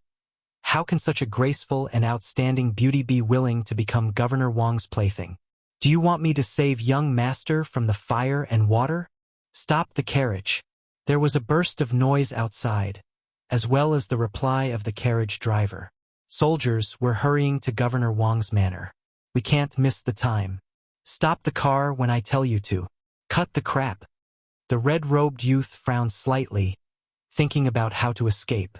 Suddenly, he felt his wrist tighten, and he was inexplicably pulled to the side of the white-clothed young master. This strength didn't seem to belong to someone who was weak. While the young boy was puzzled, he saw the man quickly lift up a partition and shove him in. It turned out that there was a hidden compartment in the carriage. If one were to curl up inside, it would be just enough to fit a thin and weak person. If he was slightly fatter, he might not be able to dodge it. The curtain of the carriage was suddenly lifted by someone, and the interior of the carriage could be seen at a glance. A young master in a snow-white robe was holding a cup of tea in his hand. He glanced at them indifferently. The coachman was very angry. "I already told you that my young master is alone in the carriage. We still have to rush to Governor Wang's residence. If we are late to the banquet, you will have to bear the consequences." At this moment, the man who had lifted the curtain to save his life seemed a bit embarrassed. He hurriedly cupped his hands towards young Master Shui. My apologies. Then I won't disturb young master any further." Young Master Shui's eyebrows didn't move at all. He only slightly lowered his head. In just a few breaths, the curtain of the carriage was lifted again. The man in the lead looked around the carriage again with a sharp gaze. After finding nothing, he slammed the curtain down. "Let's go." Preposterous. Preposterous. These people simply don't put the governor in their eyes. They actually dared to check their carriage again and again. Who did they think they were? The entire border stronghold was under the command of Governor Wang. These people actually dared to not give the governor face. When they returned, they would definitely find a chance to report them. The coachman cursed as he waved his whip. The wheels of the carriage started to turn again. Young Master Shui lifted the partition and pulled out the young master in red. He looked at him with a faint smile. "If I didn't guess wrong, you should be Princess Wushuang, who is wanted by the entire city." The young boy in red wrinkled his nose and looked him up and down. "Who are you? You have cultivation. You don't seem like a little boy from the South Wind restaurant." Young Master Shui smiled faintly and raised his eyebrows. He threw 2 words at him. Guess your head." The young boy in red glared at him unhappily and asked curiously, "Do you know how much the bounty is?" "I heard that it has risen to 1,000,000 spirit coins. If you have accurate information about the princess, you can sell it for 50,000 spirit coins." Wushuang giggled. "Then why didn't you hand me over just now?" Young Master Shui smiled at her. "People of my generation do things according to their preferences. I wasn't willing to hand you over just now, but it doesn't mean that I don't annoy you now. If you continue to argue with me, we will reach the governor's mansion soon. At that time, no matter how high your cultivation is, it will be difficult for you to escape." Wushuang was a little angry. She gritted her teeth. "I know that Wang Rengue has a banquet tonight. How about I disguise myself as your servant and go with you?" Young Master Shui smiled faintly. "Do you think the people in the governor's mansion are all fools? I am just a servant of the South Wind restaurant. It is already a big deal to make an exception and attend the banquet. How many pairs of eyes are watching me? If I take you with me, do you think that your life is too long? Or do you think that I am not stupid enough? Princess Wushuang snorted. I see that you have a little brain, so I thought that you might be able to help me a little. Forget it. Since you don't want to take me in, then I will think of a way myself. Seeing that they were about to reach the governor's mansion after crossing this street. If they didn't leave now, they wouldn't be able to leave after a while. Before leaving, Wushuang turned around and flirtatiously lifted his chin. Beauty, don't worry. Since I said that I would save you from the fire and water, I naturally won't go back on my words. Wait for me to come back and pick you up. Young Master Shui couldn't help but laugh. After saying that frivolously, Wushuang quickly flashed out of the carriage. Although her figure was fast, the carriage driver was shocked by her. He hurriedly pulled the reins and turned to open the curtain. Young master, that person just now. Heavens! When did that person sneak onto the carriage? The carriage driver realized that he didn't notice at all. Could it be that those vicious people who blocked the carriage were chasing after him? Don't make a fuss. Young Master Shui said faintly. Continue to walk forward. Just pretend that nothing happened. Hearing this, the carriage driver hurriedly nodded. Yes, yes, young master. The curtain of the carriage was lowered again. A cold murderous intent flashed through Fusan's eyes. Going to the governor's mansion tonight, his first task was to take the opportunity to go to Wang Ringui's study and collect all the evidence of his crimes.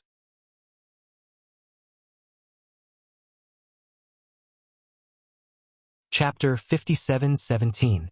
He couldn't allow such a person to continue living in the frontier fortress.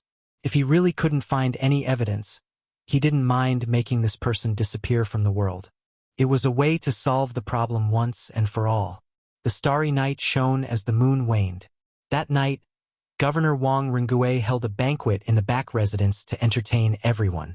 This person's status in Pang City Fortress was equivalent to that of a local tyrant.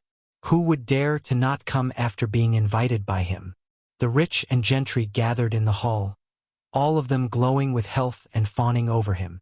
They had also brought many beautiful young men and women to the governor on this trip. It was said that the governor liked beautiful people the most. He could control 3 to 5 people in a night and was very brave. After 3 rounds of wine, everyone started to dance. Just as they were drunk and in a daze, they heard an explosion from the back study. Then, flames shot up into the sky. Wang Ringui jumped up from his seat with a face full of anger. He opened his mouth and shouted, "Who dares to cause trouble in my residence? Quickly go and catch them." Just as everyone was hurriedly investigating the suspicious people in the residence, a stray arrow flew from the sky and pierced through Governor Wang's chest. Everyone was dumbfounded.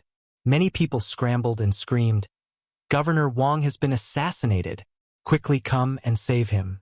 In the distance, everyone saw Governor Wang fall heavily to the ground like a collapsing statue.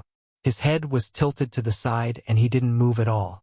The soldiers rushed out and pulled out their swords as they roared, "Someone assassinated the governor! Catch them and cut them into pieces." Hee hee. And Wushuang sat on the eaves and smiled as she looked at the man who had rushed out of the back door of the study. He was in a somewhat sorry state.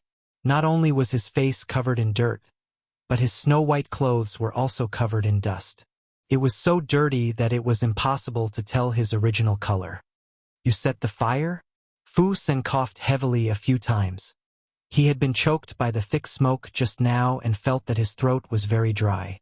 It was like smoke was coming out of his mouth. That's right, that's right." Princess Wushuang smiled and shook her head. She turned her eyes and smiled at him. "How long will it take for someone like you to find evidence of his crime? The evidence of this person's crime is too numerous to record. He will die sooner or later anyway. It doesn't matter if he dies early or late." Fu Sen heard the sound of footsteps in the distance and couldn't help but smile bitterly. "He died quickly, but our situation now is difficult. The entire Viceroy Manor had at least a few thousand elite soldiers, if not tens of thousands. 2 fists to fight against 4 hands. Now they could only run, the governor's soldiers and Wushuang. Wu Shuang seemed to be very familiar with the place. She led third Fu forward and occasionally turned back to shout at him. Hold on tight. We're almost there. Wu Shuang, thousands of Wu Shuang chased them flustis esti Wu Shuang. Estestita Wu Shuang tistas estestetis. Wu Shuang ordered. Wu Shuang and Wu Shuang jumped into the water with a splash. The soldiers chased after them and released the power of the 5 spirits into the water. The 5 spirits of different colors blasted the water surface and formed small waterspouts. Fu San and Wu Shuang jumped into the water and buried themselves deep in the water. The turbulent spiritual energy on the surface of the water couldn't disturb the two of them. But the whirlpool was huge. Wu Shuang and Wu Shuang struggled for a while, but they were still pushed toward the center of the water. Wu Shuang turned her head and saw that the man's body was sinking. It seemed that something was wrong. She looked again and saw that there was an arrow in the man's back. He must have been shot just now. A layer of black blood came out of the wound. He was poisoned. Wu Shuang was shocked. She couldn't help but feel confused. This guy didn't say anything when he was injured. He was still holding on until now after entering the water. Wu Shuang hurriedly kicked the water and swam to his side. She grabbed his body and stuffed a detoxification pill into his mouth. Wu Shuang dragged the man and swam for a while. She popped her head out and coughed a few mouthfuls of water. She then pulled third Fu out of the water and dragged him to the shore. He couldn't stay in the water for too long. It was time to go ashore first. However, the soldiers of Governor Wang's manor might not let them off so easily. If those people came along the river bank and went downstream, they might find the two of them. Therefore, he had to run a little further. Wu Shuang carried him on her back. She held her breath and ran dozens of miles in the night. After finding a relatively secluded cave, they dragged the man in and settled him down. That night, Fu San's wound turned red. He was also in a daze from the fever. Wu Shuang kept feeding him water. She took out all the antidote pills in her inner world. She didn't know which one could cure the poison in his body, so she fed him all the antidote pills. The next morning, the man's fever disappeared magically. But he started to have diarrhea. He ran out 7 or 8 times in the morning. When he came back for the 9th time, he looked at her with an indescribable expression. Can you not mix the laxative into the antidote pills? Give it to me. Wu Shuang pouted. People who fight wars don't care about trifles. I see that more than 10 antidote pills can't cure your fever and wake you up. Maybe you can get better if some of the poison in your stomach is removed. Luckily, you are not an elixir master. No, otherwise, not many people can escape from your hands.